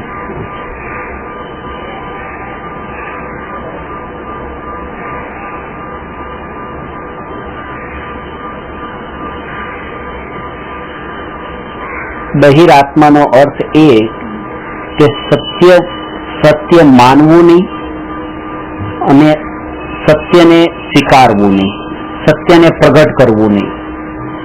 જે સત્ય છે સત્યને સ્વીકારતા નથી, એના કારણે તે એની દ્રષ્ટિમાં કંઈક ને કંઈક ફેરબદલ કરવાનો વિકલ્પ ઉઠે છે. જયારે એ જાણ્યું કે આ સત્ય છે તો સત્ય છે, પછી એમાં આવે લાવ હું આમ ફેરફાર કરું, આમ ફેરફાર કરું, આમ ફેરફાર કરું. શરીરની સ્થિતિ એવી થઈ છે કે શરીર અત્યારે કાળું છે, પેલા વધારે સફેદ, કે સત્ય આ છે ને કે કાળું છે, તો સત્યનો સ્વીકાર કર્યો તો પરિવર્તન કરવાનો ભાવ નહીં આવે. આ સત્ય છે. દરેક પર્યાયની સ્વતંત્રતા અને દરેક પર્યાયના સત સ્વરૂપનો સ્વીકાર જો થાય તો એમાં કોઈ પણ પ્રકારની એને છંછેડે નહીં પર્યાયના અંદર.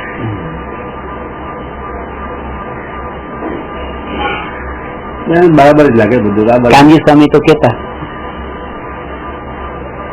કે દ્રવ્ય સત છે, સત અને દ્રવ્યની પર્યાય છે, એટલે દ્રવ્ય સત છે. જો દ્રવ્ય સત છે તો પર્યાય સતી છે, સતના આશ્રય છે ને એટલે સતી છે. ને જે સતી હોય એ સતી સાથે તમે જો છંછેડાટ કરો તો એના ફળમાં તો ચીથરા ઉડી જશે કે તમારે બહુ ફળ ભોગવવું પડશે ખરાબ. સતી સાથે કઈ છંછેડાટ ન કરાય, એને છેડાય નહીં. એવી રીતે આ પર્યાય છે, એ પર્યાય સતી છે, પર્યાયને છેડો નહીં. એ જેમ છે એમ દ્રવ્ય સત છે તો પર્યાય સતી છે, ને સતી પર્યાય છે, જેમ છે એમ સ્વીકારો કે આ સત છે, બસ આ પર્યાયનું સત છે, પેલું દ્રવ્યનું સત છે. એ જ સમ્યક દ્રષ્ટિ છે.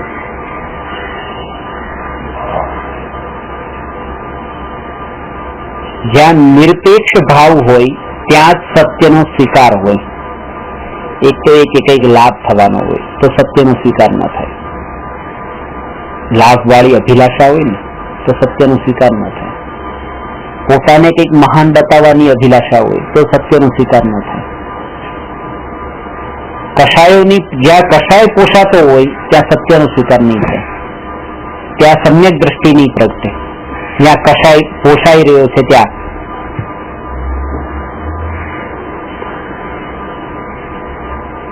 એક ભાઈએ પોતાના ઘર આગળ હાથી ઉભો રાખ્યો. હાથી 4 પગે ઉભો છે. પોતે હાથી ઉપર ચડ્યા અને હાથી ઉપર ચડીને શીર્ષાસન કર્યું. માથું હાથી ઉપર ને પગ ઉપર ને આમ શીર્ષાસન હાથી ઉપર જઈને કર્યું. અને એના મિત્ર મેં કીધું કે તું મારો ફોટો પાડ. ફોટો પાડ્યો. પછી ફોટો આવ્યો કે હાથી ઉભો છે, એના ઉપર પોતે શીર્ષાસન કરી રહ્યો છે. પછી એને ફોટો ઊંધો કરી નાખ્યો. મારા માથા ઉપર હાથી ઉપાડ્યો હતો. મોટો કરીને રિયલ લાઈફ પોતાના ઘરમાં લગાવેલો છે. કેટલાક ગામડામાં તો બધા ઉલ્લુ બની જાય. આ ખરેખર આ કેવું શું છે, આ હાથીમાં કઈ ગડબડ છે, હાથી કઈક નબળો હશે કે તારામાં આટલી તાકાત આવી ગઈ છે કે આ સત્ય છે, આ તમારી નજર સામે દેખાય છે. પોતાની મોટાઈ બતાવવામાં મને તો થોડું હસવું આવ્યું, પણ એવું લાગ્યું કે આમાં પણ એવું નથી. આવું તો ડગલે ને પગલે દરેક મિથ્યા દ્રષ્ટિઓમાં આ તો આ એક ચરમ સીમા ઉપર આવી ગયો. પણ નાના મોટા લેવલે તો કંઈક એનાથી પણ વધારે એવું હોય કે આપણા અંદર વૃત્તિઓ પડી હોય. હજી તો એ છે કે એને તો પોતાની વૃત્તિઓને પ્રગટ કરીને બતાવી દીધી કે મને આવા આવા ભાવો થાય છે. એટલી સરળતા હજી ત્યાં છે, પણ આપણામાં તો હજી વૃત્તિઓ એવી પડેલી હોય ને વ્યક્ત ન કરતા હોઈએ, સંકોચ થતો હોય, બતાવવામાં સંકોચ થતો હોય.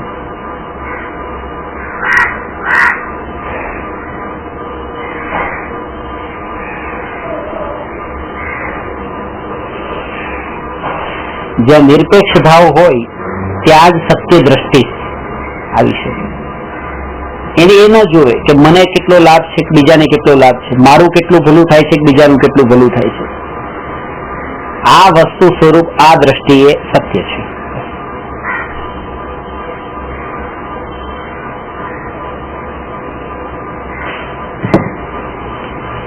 એક ગામમાં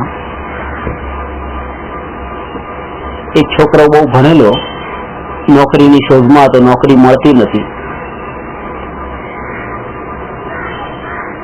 છાપામાં ઇન્ટરવ્યુ માટે એવી રીતે વેકેન્સીનું હતું કે આ નોકરી ખાલી છે, 200 જણા માટે નોકરી ખાલી છે અને આ ગામના લોકોને જ લેવાના છે. હા ભાઈ, ફોર્મ ભરીને ત્યાં બધું ફોર્મ ભર્યું, ડોક્યુમેન્ટ સબમિટ કર્યા. મિત્રોને પણ ખબર પડી કે ભાઈ આ ભાઈ અમારા મિત્રએ કે નોકરી માટે અપ્લાય કર્યું છે. એ 200 જણાની લિસ્ટ બહાર પડી, એમાં આનું નામ જ નહીં આવ્યું.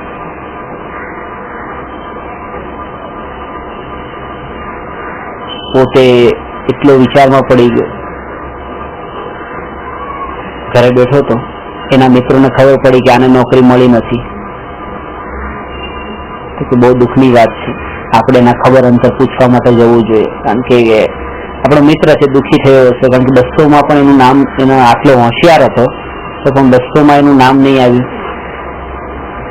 ઘરે જાય છે ના, તો એ તો આરામથી બેઠો છે, ખુશ હતો. આ લોકો તો વિચારમાં પડી ગયા કે અમે તો એ આશા રાખીને આવ્યા હતા, એવી ધારણાથી કે આ તો દુઃખી હશે અને રડતો હશે, નોકરી નથી મળી એટલે. કે બસ નથી મળે તો નથી મળે. મને એ જાણીને એટલો આનંદ થયો કે આપણા ગામમાં મારા જેવા હોશિયાર કરતા પણ 200 બીજા હોશિયાર પણ છે. આ ગામ આટલું મહાન છે. આ ગામનો વિકાસ આટલો બધો જાણીને મને એટલો આનંદ થયો છે કે ભલે મને નોકરી ન મળી, આટલા બુદ્ધિશાળીઓ ગામમાં છે, મારાથી પણ વધારે 200 જણા. એ દ્રષ્ટિએ વિચાર કર્યો છે તો નોકરી ન મળે એનું મને દુઃખ નથી થતું. હવે ત્યાં પોતાની સ્વાર્થ ભાવના જો જોયો કે મને નોકરી કેમ નહીં મળી તો દુઃખી જ થાય. દ્રષ્ટિમાં જ સુખ છે, દ્રષ્ટિમાં જ દુઃખ છે.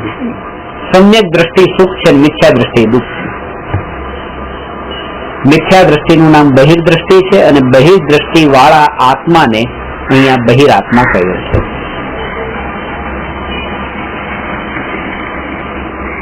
બહિરાત્મા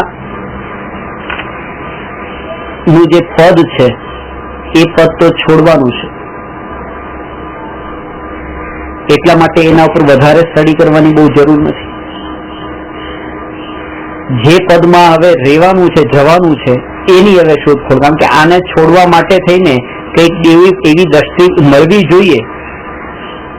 અશુદ્ધતાને છોડવા માટે શુદ્ધતા એને દેખાવી જોઈએ. એક રમકડું છોડાવવા માટે એને એવું કોઈ રમકડું બીજું મળવું જોઈએ તો આને છોડે. તો કે એ કઈ કે એ અંતરદ્રષ્ટિ છે. એ અંતરદ્રષ્ટિ સંબંધી પ્રશ્ન આગળનો છે. પહેલા ગુણસ્થાનથી ત્રીજા ગુણસ્થાન સુધી બહિરાત્મા. હવે છે પ્રશ્ન નંબર 216. અંતરાત્મા એટલે શું? તેના પ્રકાર તથા ગુણસ્થાન વિવેચન કરો. અંતરાત્મા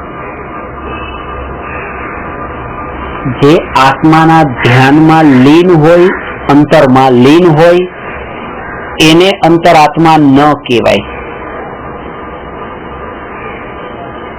બે ત્રણ માન્યતા આના સંબંધમાં છે જે ભ્રાંતિ છે. એક તો એવી કે આ શરીર છે, એ શરીરની અંદરની જે શરીરના અંદર રહેલો જે આત્મા છે એ આત્મા અંતરાત્મા છે. એ તો બધાની શરીરની અંદર રહેલો છે, એ અંતરાત્મા નથી. બીજું એ કે જે આત્મા આત્મ ધ્યાનમાં લીન હોય, અંતરમાં જ લીન હોય, એને અંતરાત્મા કહેવાય. તો કે એમ પણ નથી. કારણ કે આત્મજ્ઞાન પ્રગટ થયા પછી નિરંતર આત્મ ધ્યાન નથી હોતું. આત્મજ્ઞાન પછી નિરંતર આત્મ ધ્યાન નથી હોતું.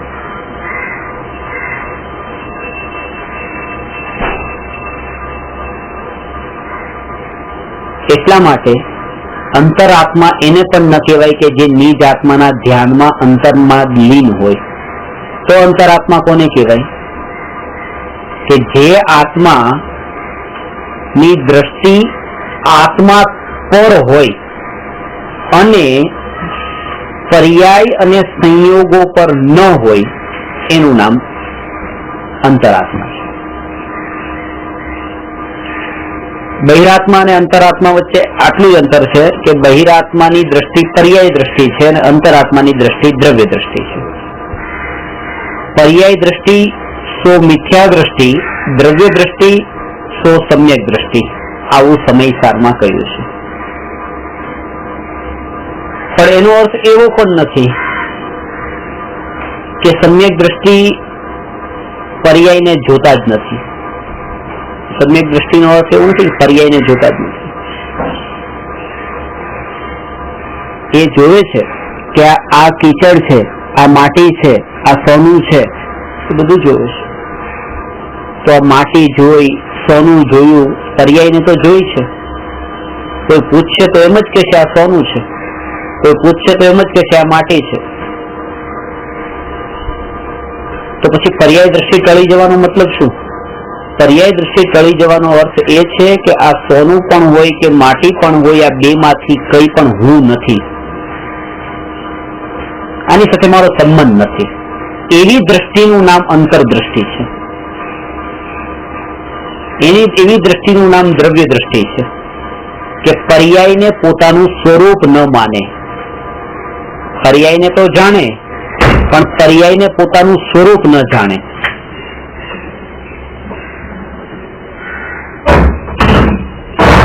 કેવળ જ્ઞાનમાં તો લોકાલોકની પર્યાયો જણાય છે.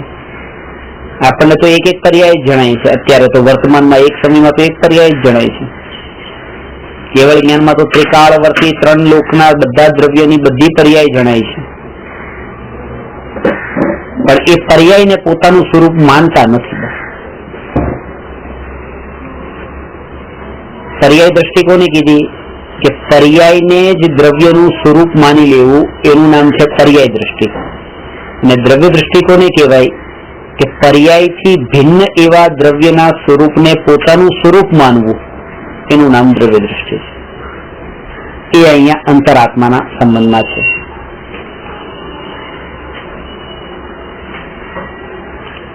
સમ્યક દ્રષ્ટિને દરેક સમયે પોઝિટિવ થિંકિંગ હોય છે.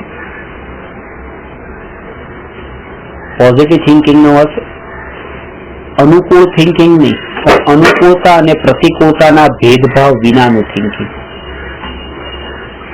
જેને આપણે કહીએ ને સકારાત્મક વિચાર ને નકારાત્મક વિચાર. ઘરેથી દુકાને જઈ રહ્યા છે અને એવો જો વિચાર આવે કે આજે તો વેપાર થશે જ નહીં, અને કોઈ તમારી સાથે તમારા ભાગીદાર પણ હોય જો આવી વાતો કરે કે આજે તો વેપાર થવાનો જ નથી, લાગે છે એવું આમ તેમ, તમે કહેશો યાર સવાર સવારમાં આવી વાત કેમ કરો છો?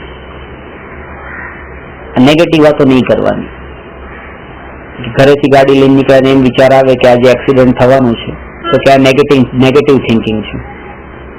તો શું વિચાર કરવાનું? કે આજે એક્સિડન્ટ થશે જ નહીં. પોઝિટિવ વિચાર થવાનું જ નથી. અને અજ્ઞાની એને પોઝિટિવ થિંકિંગ સમજે છે. એક્સિડન્ટ થવું એ નેગેટિવ થિંકિંગ ને એક્સિડન્ટ થશે જ નહીં એ પોઝિટિવ થિંકિંગ. ખરેખર એ છે કે જે થશે તે થશે, બસ એ પોઝિટિવ થિંકિંગ છે. આ બંને નેગેટિવ છે, કારણ કે બંનેમાં આગ્રહ છે, બંનેમાં જકાર છે કે નય જ થાય એમાંય જકાર છે અને થશે એમાંય જકાર છે, પણ થવા યોગ્ય થશે એમાં એનો આગ્રહ નથી.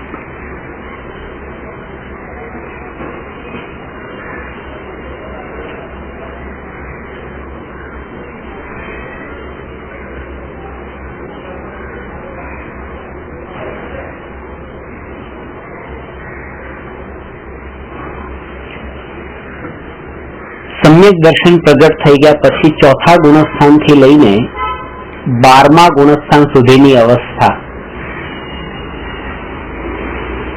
ને અંતરાત્માની અવસ્થા કીધી છે.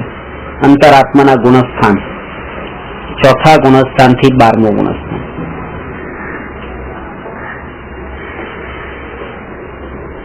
ત્રણ પ્રકારના અંતરાત્મા છે. ત્રણ પ્રકાર કીધા છે એ પણ પર્યાયના ભેદથી એ પણ લેવલ્સ છે. જઘન્ય, મધ્યમ અને ઉત્તમ. લોઅર, મિડલ ને હાયર એવી રીતે.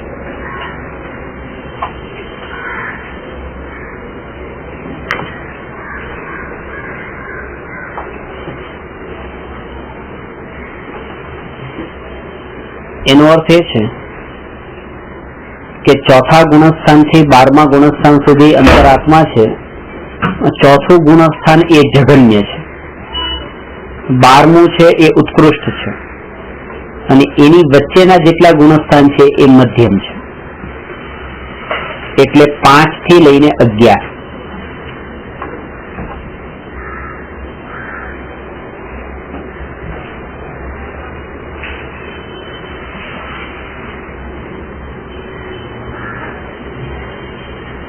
અંતર શું છે આ બધામાં? એ જ કે અંતરાત્મામાં પ્રવેશ કર્યો છે એટલા માટે ચોથું ગુણસ્થાન,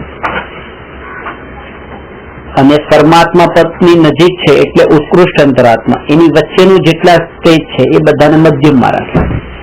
જેમ 1 એ જઘન્ય છે અને 100 એ ઉત્કૃષ્ટ છે, તો 2 થી લઈને 99 સુધી એ બધા મધ્યમ, એ બધા વચ્ચેના છે. દ્રષ્ટિની અપેક્ષાએ આ બધામાં કોઈ ભેદ નથી. આ 3 જે ભેદ પડ્યા છે એ ચારિત્રની અપેક્ષાએ છે. બીજું એક પ્રકારે વિભાજન છે, આ બહુ ખાસ છે કે જઘન્ય, મધ્યમ અને ઉત્કૃષ્ટ. ચોથા ગુણસ્થાને જે જીવ છે એ જઘન્ય અંતરાત્મા છે. 5મા અને 6થા ગુણસ્થાન વર્તી મધ્યમ અંતરાત્મા છે અને 7 થી લઈને 12 ગુણસ્થાન સુધી ઉત્કૃષ્ટ અંતરાત્મા છે, ઉત્તમ અંતરાત્મા છે. આ ભેદ કોના કારણે પડે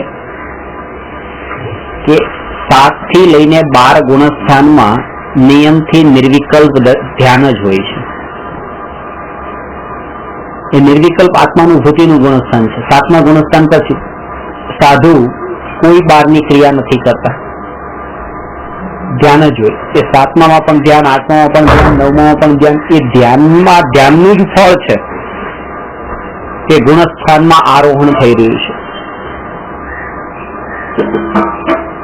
એટલા માટે એક ધ્યાનની દશા લીધી છે એને ઉત્કૃષ્ટ અંતરાત્મા, અને બીજી લીધી છે મધ્યમ અંતરાત્મામાં 5મું અને 6થું ગુણસ્થાન, અને પછી જઘન્યમાં 4થું ગુણસ્થાન. ખબર પડી?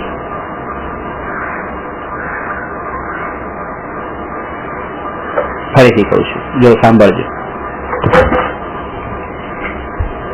ચોથા ગુણસ્થાનથી 12મા ગુણસ્થાન સુધીના જીવને અંતરાત્મા કહેવાય.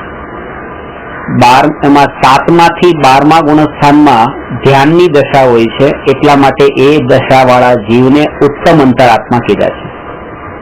4થા ગુણસ્થાન વાળા જીવને જઘન્ય અંતરાત્મા કીધા છે, અને એની વચ્ચેના જે 2 છે, 5મા અને 6ઠા, એને મધ્યમ અંતરાત્મા કીધા છે. સમજાણું?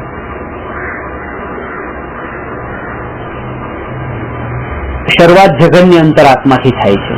તો હજુ અણુવ્રત પણ નથી, મહાવ્રત પણ નથી, આત્મ ધ્યાનની લીનતા પણ એવી નથી, પણ દ્રષ્ટિ પોતાની પલટાવે જે સમયે, અને અણુવ્રત પણ ન હોય, મહાવ્રત પણ ન હોય, જ્ઞાન પણ ન હોય શાસ્ત્રોનું, પણ તોય એ પોતે સમ્યક દ્રષ્ટિ હોય.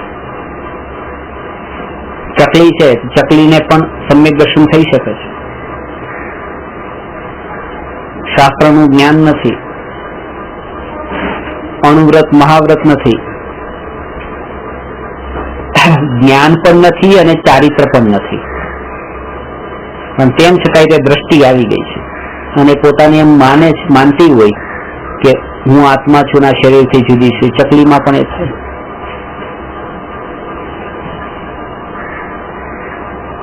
દરેક સમયની દ્રવ્યની જાગૃતિ, એ જાગૃતિનું નામ જ દ્રવ્ય દ્રષ્ટિ છે. દ્રવ્ય તરફની દ્રષ્ટિ કે હું આ છું, એ વાત એને ભૂલાય નહીં.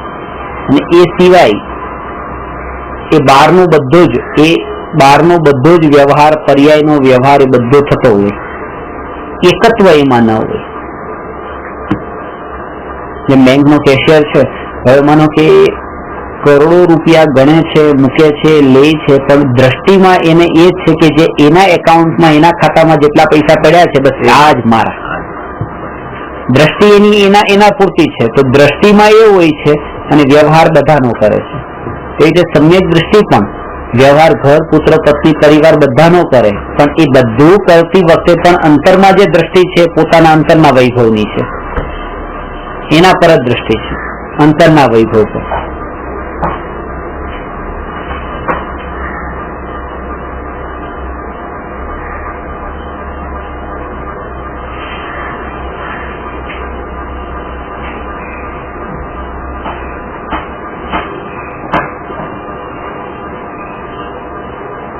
એકવાર જગ્યાએ વાંચ્યું હતું, એક world champion tennis player,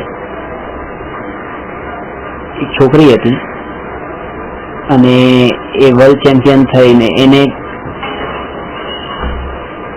cancer થયું. એ કેન્સર એવું થયું કે 10 લાખ લોકોમાં કઈક એક જણાને જ થાય.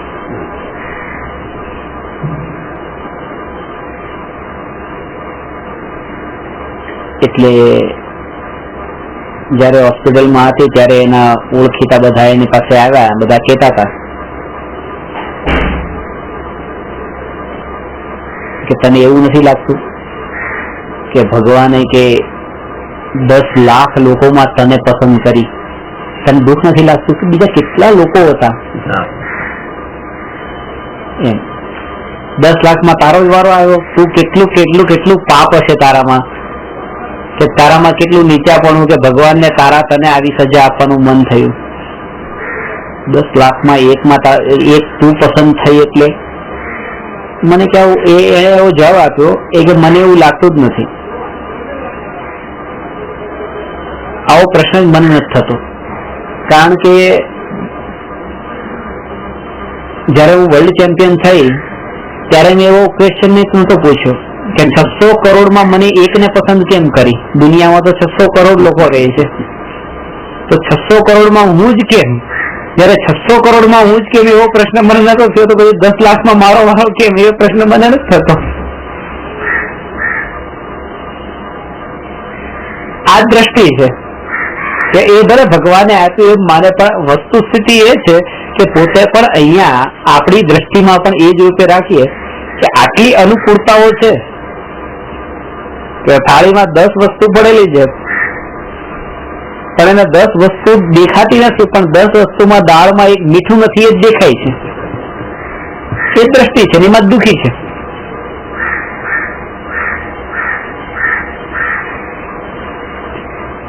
અને કર્મ સિદ્ધાંત તો એ કહે છે કે જે સમયે એનો અસાતા વેદનીનો એવો ઉદય આવવાનો હોય ત્યારે એનો ઉપયોગ પણ એવી વસ્તુ તરફ જ, અટેન્શન પણ એવી વસ્તુ તરફ જ જાય કે જે પ્રતિકૂળ હોય.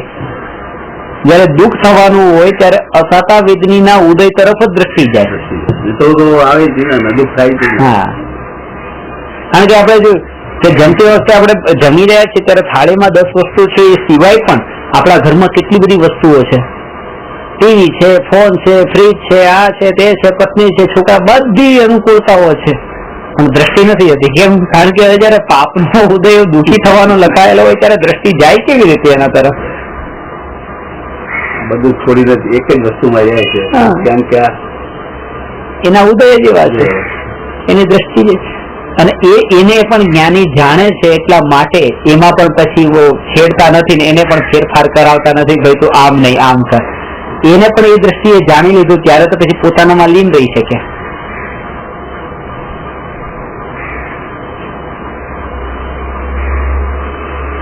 એને પણ ઉદય પર છોડી દીધું.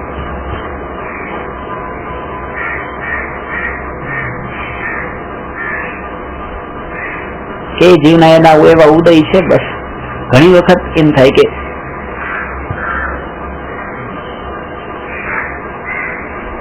અત્યારે એવો વિચાર આવે કે દીક્ષા લેવાનો વિચાર આવ્યો,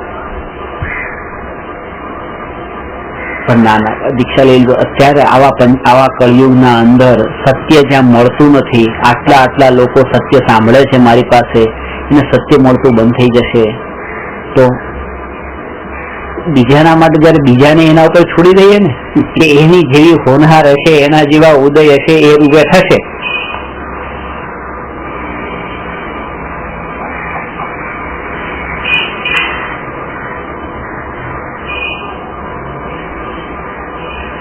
તો પોતાનો આ જે વિચાર છે ને, વિચાર નહીં રહે, એ પછી એક્શન થઈ જશે કે મારે ખરેખર ત્યાગ કરવો છે, વિચાર નહીં રહે, એ એક્શન થઈ જશે. જો આવા ચિંતનથી અંદરની પરિણતિ પલટાય તો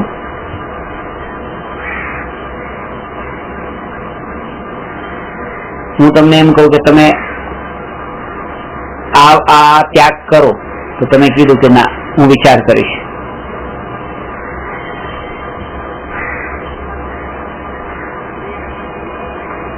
હું તમને એમ કહું કે તમને કોઈ ગાળ દે તો તમે ક્રોધ કરો. વિચાર કરતા નથી. એમ નથી કહેતા કે હું વિચાર કરીશ ક્રોધ કરવો કે નહીં. એના ઉપર ક્રોધ ઇન્સ્ટન્ટ કરી નાખીએ છીએ. આનો અર્થ એ છે કે જ્યાં ઉપાદેય બુદ્ધિ પડેલી હોય ને ત્યાં વિચાર ન હોય. કોઈ કીધું તરત જ ક્રોધ કર્યો, ક્રોધ કરવાનો વિચાર નહીં કર્યો. ઉલટું અહીંયા સુધી થાય છે કે વિચાર કરીએ છીએ ક્રોધ નથી કરવો, પણ તોય ક્રોધ થઈ જાય છે.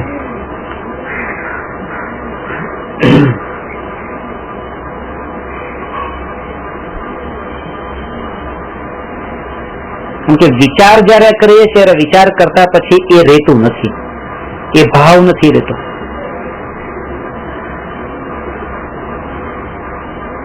એક સત્ય પ્રયોગ એક વૈજ્ઞાનિકે કર્યો કે એક ભાઈને કોઈના ઉપર ક્રોધ, એટલો અક્રોધ આવ્યો અને એ ક્રોધને વ્યક્ત કરતા હતા એ વૈજ્ઞાનિકની સામે. પણ એ વ્યક્તિ સામે હાજર નથી, ઘણા ખરાબ શબ્દ કહેતા હતા. તો કે અત્યારે તમે બોલો છો એ બધા ખરાબ શબ્દો, જેટલા તમારે ખરાબ ગાળો જે કઈ એના માટે લખી બધી લખો, આપણે એને કાગળ પોસ્ટ કરીએ. મારી સામે કહેશો એમાંથી શું થવાનું છે? કઈ નથી થવાનું. લખો બધું અને એને પોસ્ટ કરીને મોકલાવો, એ સાંભળશે, એ વાંચશે. લખ્યું 10 પાના લખી નાખ્યા ખરાબ શબ્દોથી. પછી રેવા દીધા. પછી કીધું કે 10 દિવસ પછી આવજો તમે. એ ભાઈને કીધું. 10 દિવસ પછી પેલા તો બીજા કામમાં એટલો વ્યસ્ત થઈ ગયો હતો કે આના પ્રત્યેનો ક્રોધ થોડો શાંત થઈ ગયો. પછી એને પૂછ્યું કે હવે આ કાગળ જે તમે લખ્યો છે એ આપણે તેને પોસ્ટ કરી દઈએ. તો વાંચે છે શબ્દો જે મેં આવા લખ્યા હતા. હું એને અપરાધી કહું છું, પણ અપરાધી તો હું છું. આવો લખી બેઠો. ના, નથી મોકલવો. વિચાર કર્યો, વિચાર કરતા એ ભાવ રહ્યો નહીં. એવી જ રીતે તમે મુનિ ક્યારે થાવ છો, દીક્ષા ક્યારે લો છો, હું વિચાર કરીશ. વિચાર કરશો તો ભાવ નહીં રહે. પછી જેવો વિચાર આવ્યો ઇન્સ્ટન્ટ થયું તો થયું, નહીં તો પછી નહીં થયું.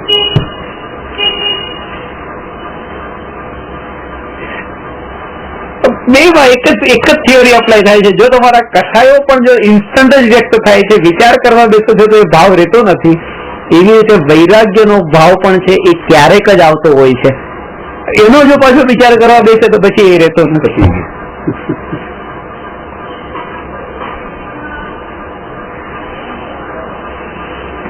એટલે ક્યારે પણ કોઈ વસ્તુ માટેનો જો એવો વૈરાગ્યનો વિચાર આજે પળે ઉત્પન્ન થયો પછી એના માટે બહુ નહીં વિચારવું. એનું બસ પ્રયોગમાં મુકાતો હોય તો મૂકી જ દેવો, વિચાર કરીશ એમ નહીં.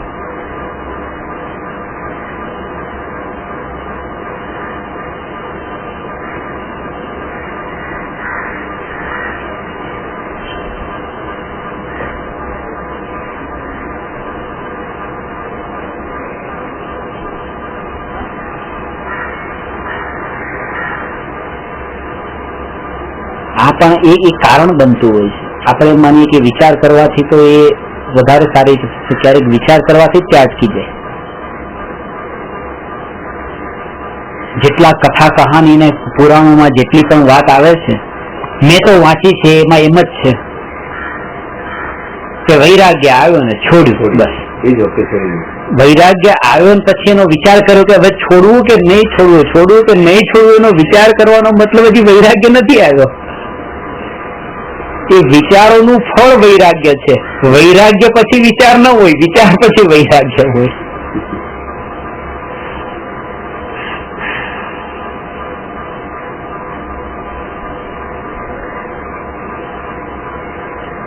અંતરમાં ચિંતન નિરંતર ચાલતું હતું. એવું ચિંતન ચાલતું હતું કે એના ફળમાં જગતથી ઉદાસીનતા આવી, ભોગોથી ઉદાસીનતા આવી અને છોડ્યું. એ વૈરાગ્ય આવ્યો. હવે વૈરાગ્ય આવ્યા પછી હવે એનો વિચાર ન કરે. વિકલ્પ પણ પછી ઉઠી જાય તો બરાબર નથી. વૈરાગ્ય આવ્યા પછી એનો વિકલ્પ પણ ઉઠે કે હવે શું કરવું, એ યોગ્ય નથી.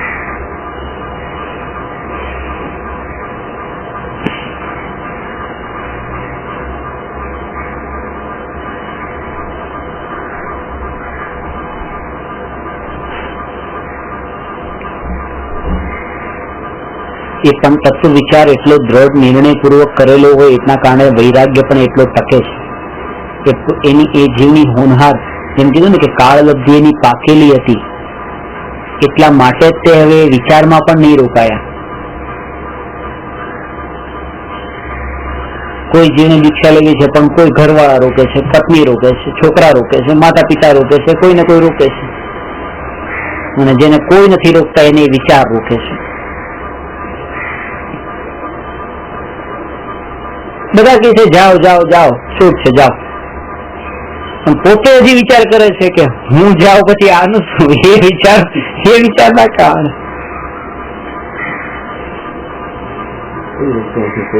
પોતે જ રોકાય છે. એક ભાઈને દીક્ષા લેવી છે પણ અત્યારે કમાણી કરે છે.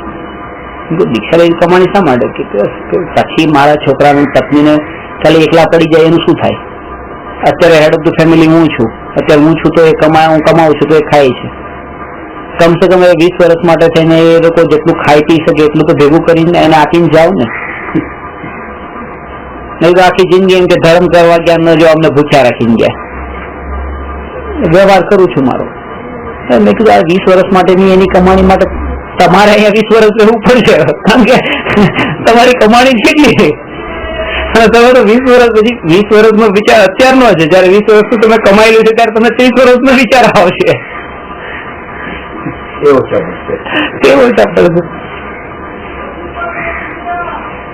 ખાસ એ છે કે વૈરાગ્ય જયારે પ્રગટ થાય છે ત્યારે બીજાનો વિકલ્પ નથી ઉત્પન્ન થતો કે એનું શું થશે.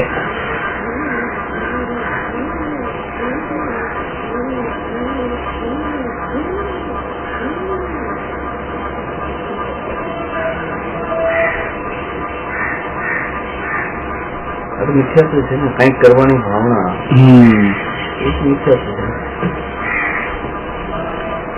વૈરાગ્ય આવ્યા પછી પણ એ સહજ રૂપે આ શાસ્ત્ર વાંચન થાય કે મનો ઉપદેશ આપે, લખે, એ પણ સહજ હોય તો એની પાછળ પણ ભાગતા નથી પાછા. હવે જે ખાસ કરીને જે વ્યવહાર, સાધુનો વ્યવહાર કીધો છે, એ વ્યવહારની પાછળ પણ દોટ નથી મૂકતા. તો જે વ્યવહાર છોડવા યોગ્ય કીધો વૈરાગ્ય આવ્યા પછી એના પાછળ દોટ કેવી રીતે મૂકી શકે? આવે જ નહીં. સમજાયા પછી એ શું સફળ નહીં. સાચી વાત છે.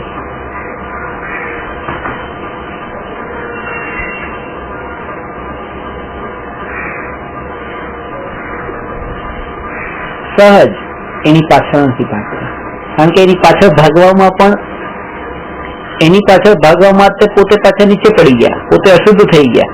શાસ્ત્ર આજે લખવું જ છે, આજે તો આટલા પાના લખવા જ છે, આજે તો આ કરવું જ છે, આજે તો આટલા પ્રવચન આપવા જ છે, આજે આટલું સમજાવવું જ છે. એ જે એમાં પણ જે આગ્રહ આવી ગયો, એને સહજ રૂપે ન લીધું ને,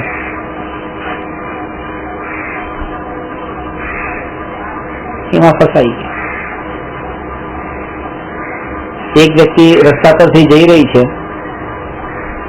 એક થાંભલો છે, એ થાંભલા ઉપર બોર્ડ માર્યું હતું, પાટિયું લગાવેલું હતું.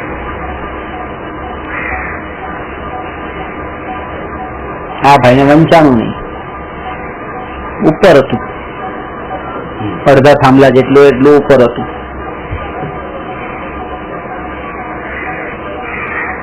શું લખ્યું છે, શું લખ્યું છે, શું લખ્યું છે? ઉત્કંઠાથી બહુ ઝીણા અક્ષરે લખ્યું હતું.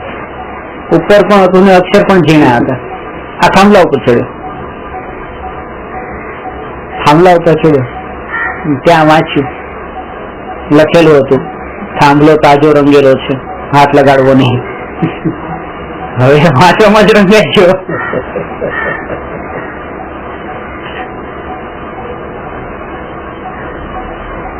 એની પાછળ નથી ભાગવાનું. જો પાછળ ભાગ્યો તો મેલો તો થયો છે.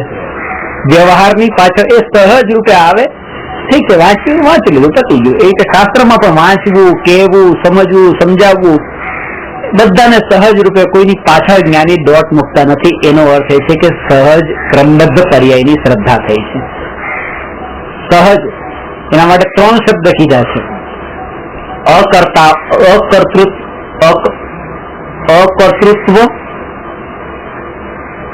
સહજ કર્તૃત્વ અને સ્વકર્તૃત્વ. આ ત્રણેયનો એક જ અર્થ છે. અકર્તૃત્વ કો એટલે પરથી તો બિલકુલ અકર્તા. સહજ કર્તૃત્વ કો કે વિકલ્પોની એને કોઈ જરૂર નથી, એ સહજ પરિવર્તન થઈ રહ્યું છે. પર્યાયનું પર્યાય પરના કારણે પરિણમતી નથી, એટલે અકર્તૃત્વ. પર્યાય વિકલ્પોથી પણ પરિણમતી નથી, એ સહજ પરિણમે છે, એટલા માટે એ સહજ કર્તૃત્વ. અને પરિણમે છે ત્યારે એ પોતે જ પોતા રૂપે પરિણમે છે, પોતાના સ્વભાવ રૂપે જ પરિણમે છે, એટલા માટે સ્વકર્તૃત્વ. અકર્તૃત્વ, સહજ કર્તૃત્વ અને સ્વકર્તૃત્વની શ્રદ્ધાનું નામ જ ક્રમબદ્ધ પર્યાયની શ્રદ્ધા છે. એ અંતરાત્માને હોય છે, બહિરાત્માને નથી.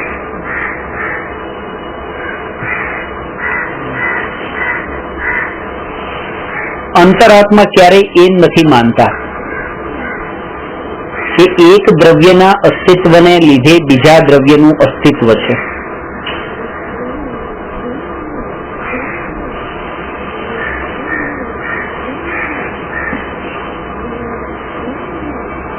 એક દ્રવ્યના અસ્તિત્વને લીધે બીજા દ્રવ્યનું અસ્તિત્વ છે, એમ નથી માનતા.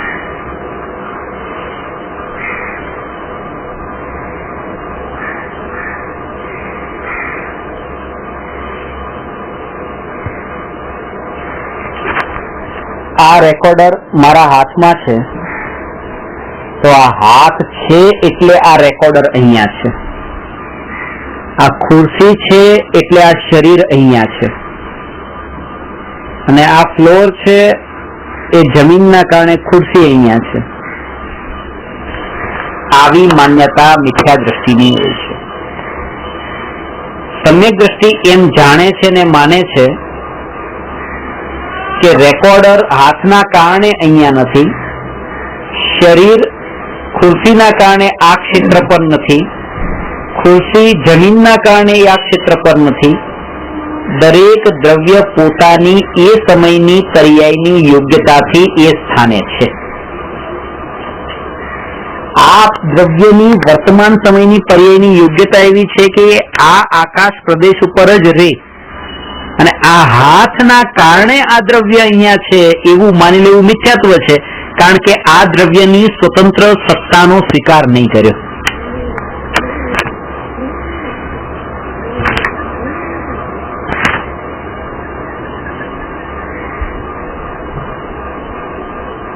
એ કેવી રીતે ટકી શકે? એક ના વગર બીજું તમે રાખીને બતાવો રેકોર્ડર, એમ પડી જશે. હાથ વગર રહેતું નથી, એટલા માટે અમે તો એમ જ માનીએ. આપણે આ વાત પેલા કરી કરતા વાત, આ 3 લોક છે ને, એ 3 લોક પણ લટકેલું છે વગર આધારે. 3 લોકને લટકવામાં વાંધો નથી, તો પછી આ રેકોર્ડર ને એ પ્રદેશ ઉપર સ્વતંત્ર રૂપે રહેવામાં શું વાંધો છે? સમુદ્ર કિનારે નાખતા અને દરિયાનું મોજું આવ્યું અને બહાર ફેંકાઈ ગયા, કે કોના કારણે? કે મોજાના કારણે. મોજું કોના કારણે આવ્યું? એ તો હવાના કારણે. હવા કોના કારણે આવી? એ તો આવી હતી. ત્યાં પછી હવા કોઈના કારણે થોડી આવી, એ તો આવી હતી. હવા જો એના કારણે આવતી હોય, કોઈના વગર આવતી હોય, તો પછી પાણી કોઈના વગર આવે છે, આ માણસે કોઈના વગર આવે છે, એવું કહેવામાં શું વાંધો છે? જો એ સ્વતંત્ર છે તો પછી બીજું પણ સ્વતંત્ર છે, ત્રીજું પણ સ્વતંત્ર છે.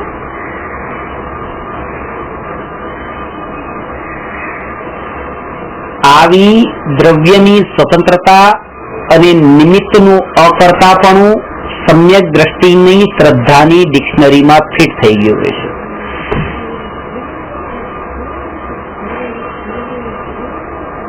સમ્યક દર્શન થયા પછી જે જીવ અંતરાત્માની દશામાં આવ્યા છે, એમની શ્રદ્ધાની ડિક્શનરીમાંથી જ્ઞાન જાણવા સિવાયના બધા ક્રિયાપદ નીકળી જાય છે.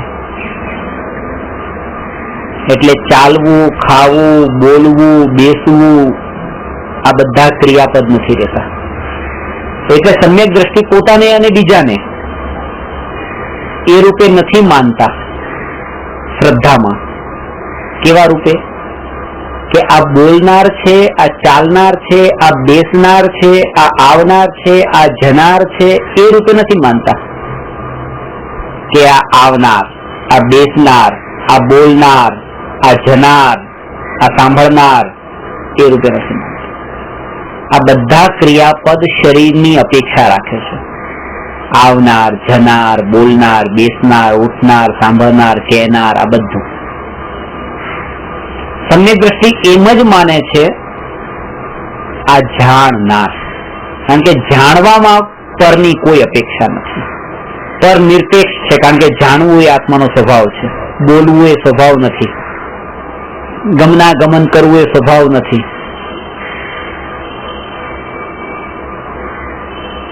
ખાવું પીવું એ સ્વભાવ નથી. એટલા માટે જાણનાર તમને પણ જોશે તો આ આવ્યા એમની ના, ગયા એમની ના, બેઠા છે એમની ના, બોલે છે એમની, આ જાણનાર છે, જાણનાર છે, જાણનાર છે. એની શ્રદ્ધા નિરંતર છે, એનો વિચાર નથી કરવો પડતો.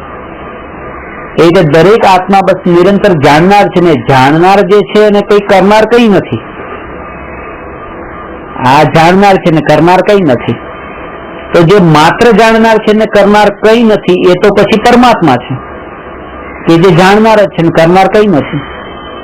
ત્યારે પછી હું આ જીવને પણ પરમાત્મા જ જોઉં છું, કારણ કે આ જાણનાર જ છે, કરનાર કઈ નથી. આ પણ જાણનાર જ છે, કરનાર કઈ નથી. તો દરેક જીવ જયારે જાણનાર ગણાય છે, ત્યારે સંસારીઓમાં પણ પરમાત્મા પણ દેખાય છે, અને અંતરાત્માને આ રીતે દેખાતું હોય છે.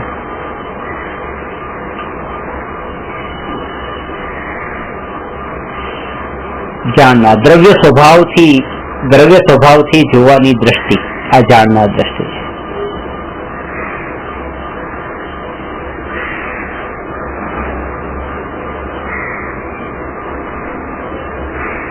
આ અંતરાત્મા નો અર્થ એ છે આત્માની આંશિક શુદ્ધ પર્યાયનું પ્રગટ થવું. અશુદ્ધ પર્યાયનું નામ તો બહિરાત્મા, આંશિક શુદ્ધ પર્યાયનું નામ અંતરાત્મા અને પૂર્ણ શુદ્ધ પર્યાયનું નામ પરમાત્મા. Complete impure, partly pure, partly impure અને કમ્પ્લીટ પ્યોર. આજ સુધી જે જીવ અશુદ્ધ પર્યાયથી શુદ્ધ પર્યાય રૂપે પરિણમ્યા છે એ આંશિક શુદ્ધ પર્યાયના માધ્યમથી જ પરિણમ્યા છે. એટલા માટે એવો વિચાર નહીં કરવો કે મારે તો પરમાત્મા થવું છે તો પછી આ બધાની શું, કે આ તો માધ્યમ છે, આના વગર તો કોઈ પામ્યા નથી. અને બીજું એ કે આ દશામાં જે પામ્યા છે મોક્ષમાં તો સંયોગો પણ છૂટી જશે, શરીર ને શરીરના સંયોગો બધું જ છૂટશે. પણ કે માન્યતાથી છૂટવાનું તો અત્યારે જ છે. દેહમાં રહીને દેહથી જુદો માનવાનો છે, એમ નહીં કે જયારે દેહથી જુદો થાવ ત્યારે દેહથી જુદો માનો. એ વિધિ નથી. અત્યારે તો દેહ સાથે છું ને તો પછી દેહથી રહિત કેમ માનવું? આજ સુધી જે જીવને સમ્યક દર્શન પામ્યા, મોક્ષમાં બિરાજમાન છે, સમ્યક દર્શન જયારે પામ્યા હતા ત્યારે સમ્યક દર્શન પામ્યા ત્યારે તો શરીર હતું. એટલે જે લોકો એમ કહે ને કે અત્યારે આ વાત તમે અમે નહીં કરો, અત્યારે તો અમે અજ્ઞાની છીએ, અત્યારે તો આ ગ્રહસ્થિમાં બેઠા છીએ ને આ બધાથી જુદો જુદો એમ નહીં કરો. કે આજ સુધી જે જીવ પામ્યા છે એમને એના યોગમાં હતા ત્યારે જ થયું હતું, શરીરની સાથે તો હતા જ. એટલે શરીરમાં રહીને શરીરથી જુદો પોતાને માન્યો હતો.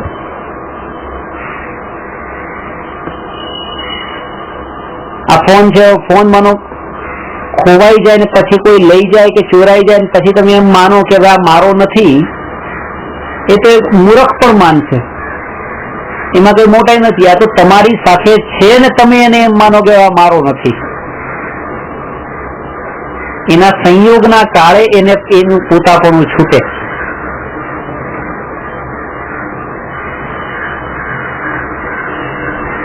કારણ કે પોતાપણું છોડ્યા પેલા સંયોગોને છોડવાનો મતલબ એ છે સંયોગોનો કર્તા બનવું. મેં સંયોગોને છોડ્યા, હું છોડનારો, કર્તામાં માને પોતાને.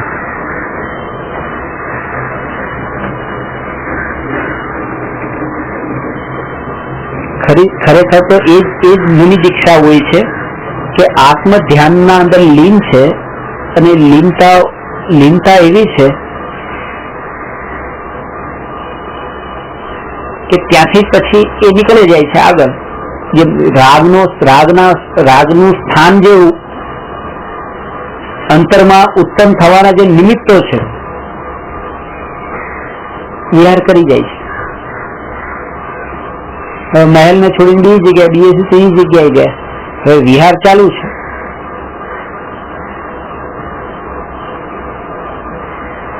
એનું કારણ એ નથી એ કે બુદ્ધિપૂર્વક નથી છોડ્યું, આને છોડવું, આને છોડવું, આને છોડવું. અંતરની સ્થિતિ એવી છે કે અહીં માનો આ ફોન પડ્યો છે, ચશ્મા પડ્યા છે, આ પેન છે.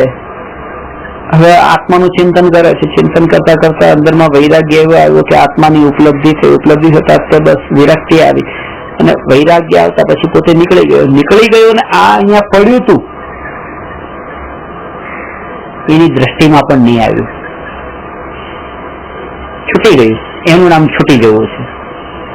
છોડવાનું નામ છૂટ્યું નથી. છૂટી જવું એટલે કે રહી જવું, વિકલ્પ ના આવે. એ આગળ ગયા પછી પણ એનો એ હવે અનંત કાળ સુધી વિકલ્પ નથી આવવાનો કે ત્યાં મારા ચશ્મા અને પેન ને ત્યાં પડી રહ્યું છે. અનંત કાળ સુધી એનો વિકલ્પ પણ ન આવે. એનો મતલબ મુનિ દીક્ષા છે. એ અંતરાત્મા છે.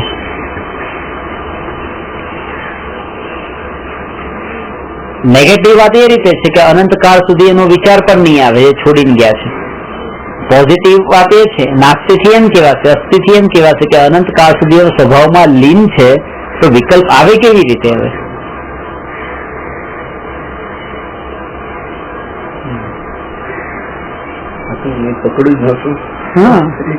કારણ કે આત્મામાં એક એવી શક્તિ છે, બહુ અમૂલ્ય શક્તિ છે ત્યાગોપાદાન શૂન્યત્વ શક્તિ 47 શક્તિઓમાંની એક શક્તિ છે.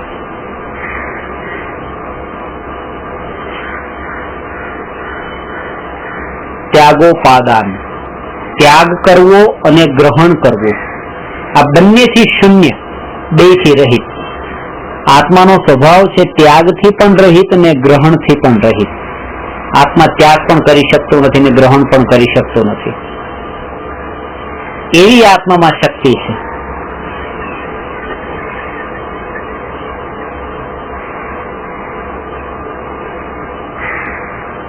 અને અત્યારે જ્યાં દેખીએ ત્યાં બસ આ ઘર છોડ્યું ને આ કપડા છોડ્યા ને આ છોડ્યું, બસ કેટલો પુરુષાર્થ.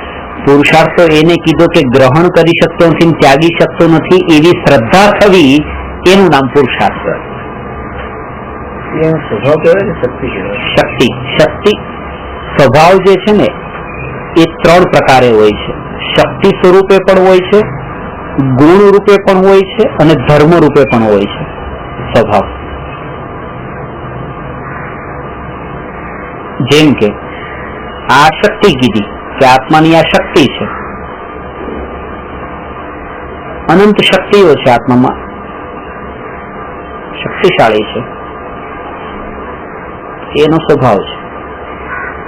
પણ એમાં પર્યાય ન હોય, એમાં પડખાઓ ન હોય.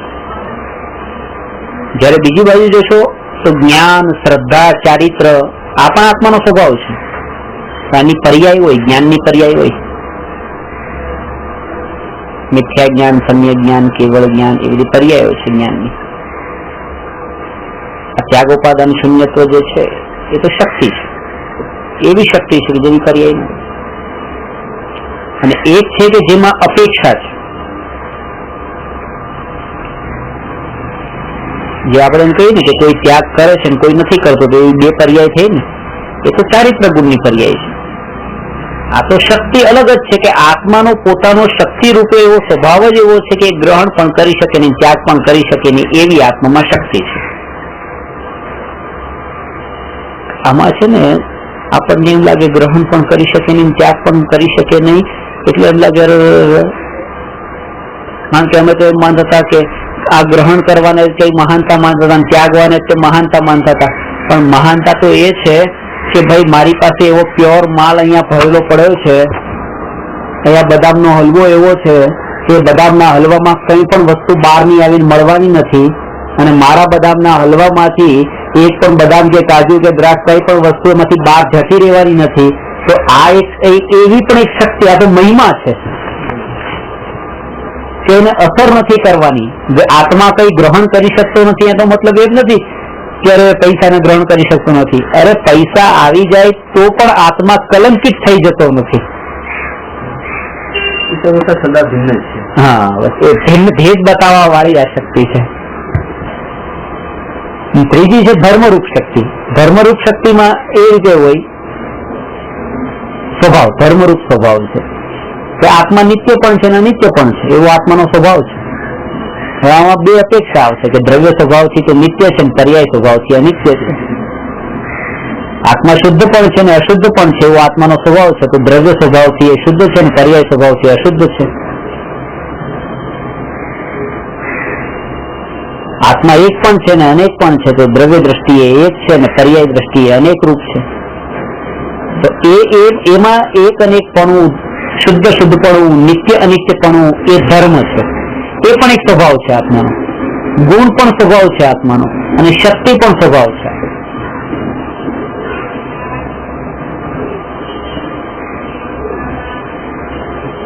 ધર્મ કેમ કહેવાય? ધર્મ તો જે મૂળ જે હોય છે એક જ જેનું પડખું હોય એને ધર્મ કહેવાય. ધર્મ એટલે એનો સ્વભાવ, મૂળ સ્વભાવ. તો એ નિત્ય રૂપ પણ સ્વભાવ છે ને અનિત્ય રૂપ પણ સ્વભાવ છે. એ 2 સ્વભાવ છે. પર્યાય દ્રષ્ટિએ ના, પણ પર્યાય પણ એક વસ્તુનો સ્વભાવ છે ને. કારણ કે પર્યાય પણ એવું નથી કે બિલકુલ દ્રવ્યથી અલગ જ વસ્તુ હોય, દ્રવ્યનો સ્વભાવ જ ન હોય. એટલે 2 વસ્તુ કીધી છે. ગુણ, દ્રવ્યની જે પરિભાષા બતાવી છે, તો દ્રવ્યની પરિભાષામાં ગુણ વત્તા પર્યાય બરાબર દ્રવ્ય. જેમ આપણે કહ્યું હતું ને કે ચક્કી છે, ચક્કી ખાલી નીચેના પથ્થર જે સ્થિર છે ને ઉપરનો પથ્થર જે ફરે છે ઘંટીનો, તો ખાલી ફરવા વાળા પથ્થરનું નામ ઘંટી નથી કે નીચે સ્થિર એક છે એ પથ્થરનું નામ પણ ઘંટી નથી. ઘંટી બે પથ્થરના સમૂહનું નામ છે. તો એવી રીતે જે સ્થિર છે એ ગુણ છે, અસ્થિર છે એ પર્યાય છે, અને બંનેનો સમૂહ એનું નામ દ્રવ્ય છે. પણ આપણે એ પર્યાયના સ્વભાવને કેમ દ્રવ્યનો સ્વભાવ ન માન્યો? એટલા માટે કારણ કે એના લક્ષ્ય વિકલ્પ ઉત્પન્ન થાય છે, એટલા માટે દ્રષ્ટિનો વિષય નથી. એના તરફ દ્રષ્ટિ નથી કરવાની, પણ એનો નિષેધ નથી કરવાનો.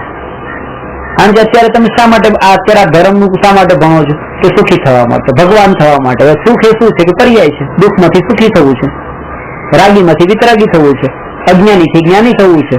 તો જે કઈ પણ થવું છે પર્યાય માટે જ થવું છે ને. વાત તો સાચી છે, પણ એ પર્યાય ઉપર દ્રષ્ટિ રાખવાથી પાછી એ પર્યાય નથી પ્રગટ થતી, એટલા માટે પર્યાય દ્રષ્ટિ છોડાવી છે. પણ પર્યાયના અસ્તિત્વને નથી મટાવી દીધું. પર્યાયનું અસ્તિત્વ તો એક સ્વભાવ છે એનો, અને એ સ્વભાવ એવો છે કે જે વિકલ્પનું કારણ બને છે. એ પર્યાયનો સ્વભાવ છે. એટલે જ કે જે અત્યારે રાગથી જે દુઃખી થતો હશે, રાગથી જે જેટલો દુઃખી વધારે થતો હશે એટલો જ એ વિતરાગતાથી આનંદમાં રહેશે. મને રાગથી દુઃખ લાગતું જ નથી અને વિતરાગતાથી આનંદ પણ નહીં આવે. એટલે ત્યાં પર્યાય સાથે હવે જ બતાવ્યો છે કે પર્યાય પણ તમારો સ્વભાવ છે. એમ રાગની પર્યાય ને વિતરાગતાની પર્યાય. પણ તમે રાગ ઉપર દ્રષ્ટિ કરશો તો એ રાગ થશે, વિતરાગી ઉપર દ્રષ્ટિ કરશો તો એ રાગ થશે. રાગીઓ ઉપર દ્રષ્ટિ કરશો તો આવી રીતે અશુભ રાગમાં પડશો, વિતરાગી ઉપર દ્રષ્ટિ કરશો તો શુભ રાગ થશે. વિતરાગતા તો નહીં જ થાય, કારણ કે બે માં પર્યાય રહી ગઈ છે દ્રષ્ટિમાં.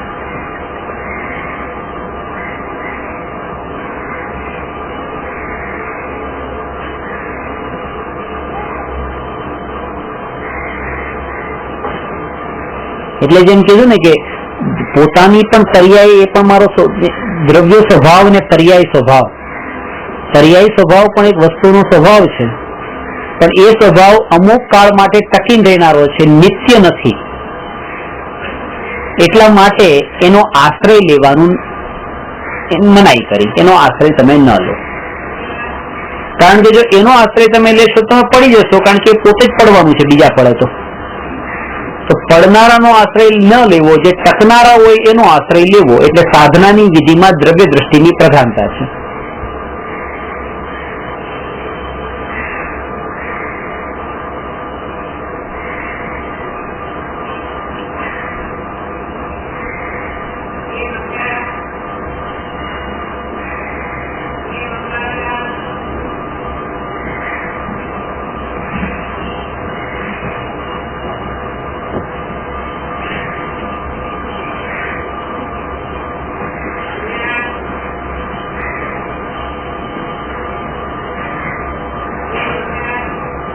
દ્રષ્ટિની જ પ્રધાનતા છે અહીંયા અંતરાત્મામાં. કઈ દ્રષ્ટિ એને જોડે છે?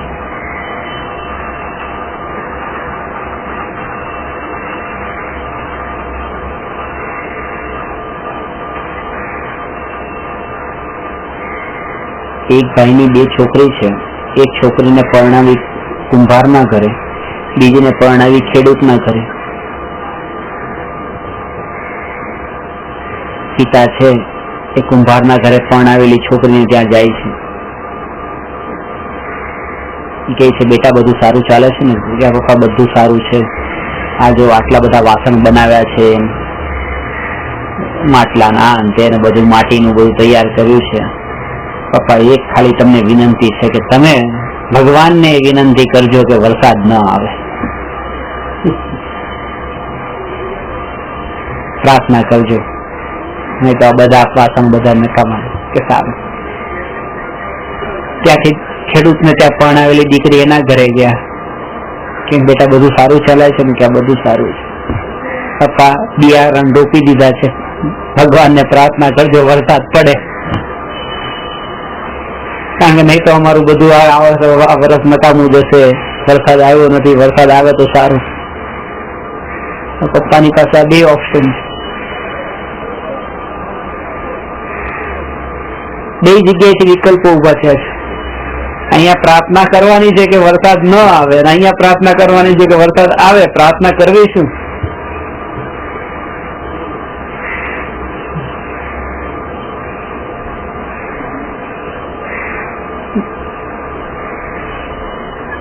બંનેને બોલાવીને કહી દીધું કે હું બે માંથી કોઈના માટે પ્રાર્થના કરવા માંગતો નથી.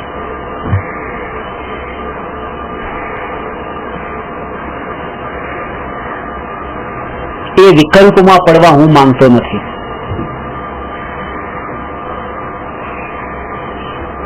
કે પ્રાર્થના કરું ને પ્રાર્થના ન કરું, કે એમાં ભેદ પડી ગયો. માનો કે વરસાદની પ્રાર્થના કરું તો માનો કે મેં તારા માટે કર્યું, આના માટે ન કર્યું, નાનો એમ કહું કે કોઈ ભેદ પડી ગયો. મારે બેમાં વિકલ્પ કરવાનો. હજી એટલો રાગ છે, વિકલ્પ નથી. હવે રાગ એટલો છે કે જો બે કુંભાર વાળી છોકરીને કીધું કે જો વરસાદ ન પડે તો કમાણી ઘડી થશે તારે, કમાણી થાય ને તો તારી આ બેનને થોડુંક આપજે. પેલીને કીધું કે જો વરસાદ પડે ને તો તારી બેનને નુકસાન જશે તો એને થોડુંક આપજે. આટલો રાગનો ભાવ આવે. બાકી મારે વિકલ્પમાં નથી પડવું. જ્ઞાનીઓ વિકલ્પોની જાળમાં ફસાતા નથી. શુભ રાગ આવી જાય, બસ આટલા પૂરતું. વિકલ્પોની જાળમાં ફસાવવું એ તો મિથ્યા દ્રષ્ટિઓનું કામ છે. આ વિકલ્પ, આ વિકલ્પ, આ વિકલ્પ, આ વિકલ્પ, આ વિકલ્પ.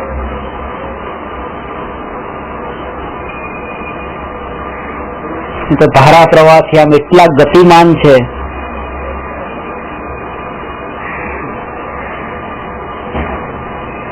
કેટલી સ્પીડ થી ચાલે છે.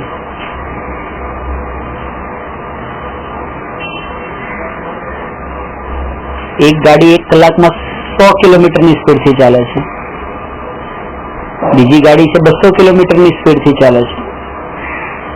એક વિમાન છે 1 કલાકના અંદર 1000 કિલોમીટરની સ્પીડ થી ચાલે છે. કોઈ વિમાન 5000 કિલોમીટર/અવર ની સ્પીડ થી ચાલે છે, ગતિ કરે છે. હવે આ એક સેકન્ડના અંદર તો કેટલા સમયો વીતી જાય છે, કેટલા ફાસ્ટ, કેટલી સ્પીડ હશે વિકલ્પોની. એક સમય અસંખ્ય વિકલ્પ, અસંખ્ય નવા કેટલી ગતિથી ચાલી રહ્યા છે.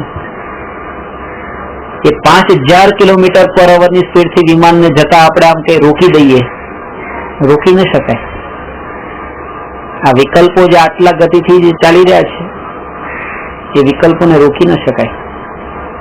એટલું થઈ શકે કે વિમાન નીકળ્યું તો એને બસ તમે જોઈ શકો કે નીકળ્યું. એનો જ્ઞાતા રહી શકાય છે, અને જ્ઞાતા રહેવું એ જ વિકલ્પોને ટાળવાનો ઉપાય છે. એટલે આ અંતરદ્રષ્ટિ પ્રગટ થાય છે ત્યારે વિકલ્પનો જ્ઞાતા થયો, અને વિકલ્પનો જેટલા અંશે જ્ઞાતા થયો એટલા અંશે વિકલ્પોથી મુક્ત થયો. બસ આ રીતે મુક્તિ છે. જ્ઞાતાપણું પ્રગટ થયું એ વિકલ્પોની મુક્તિ છે.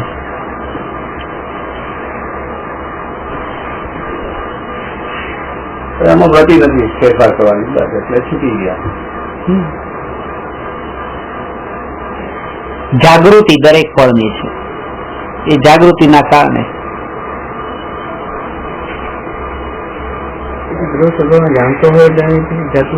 જાગૃતિ જ હોય. મિથ્યા દ્રષ્ટિ એ જાગૃતિનો અભ્યાસ હોય. દરેક સમયે એને અભ્યાસ આવો વારંવાર કરવાનો. નિરંતર જાગૃતિ રહેતી નથી. પાછો વહી જશે, વહેશે તો પાછો અભ્યાસ કરશે, પાછો. પણ એ ભયભીત ન થાય અને પ્રમાદી પણ ન થાય. કોઈ તો ભયથી કે અમારથી કેવી રીતે થઈ શકે, આ તો અત્યારે ન થઈ શકે. કોઈને પ્રમાદ છે, ખબર છે થઈ શકે છે, પણ હવે કાલ લબ્ધી નથી પાકી, જવા દો નથી થતી. એમની પ્રમાદી પણ ન થાય, ભયભીત પણ ન થાય. પુરુષાર્થ કરે, પોતે અંતરાત્માના પદને પામે. હવે આગળ પ્રશ્ન છે 217. પરમાત્મા કોને કહે છે? એના ભેદ અને ગુણસ્થાન આવતીકાલે છે. નમો અરહંતાણમ નમો સિદ્ધાણમ નમો આયરિયાણમ નમો ઉવજ્જાયાણમ નમો લોએ સૌવસાહુ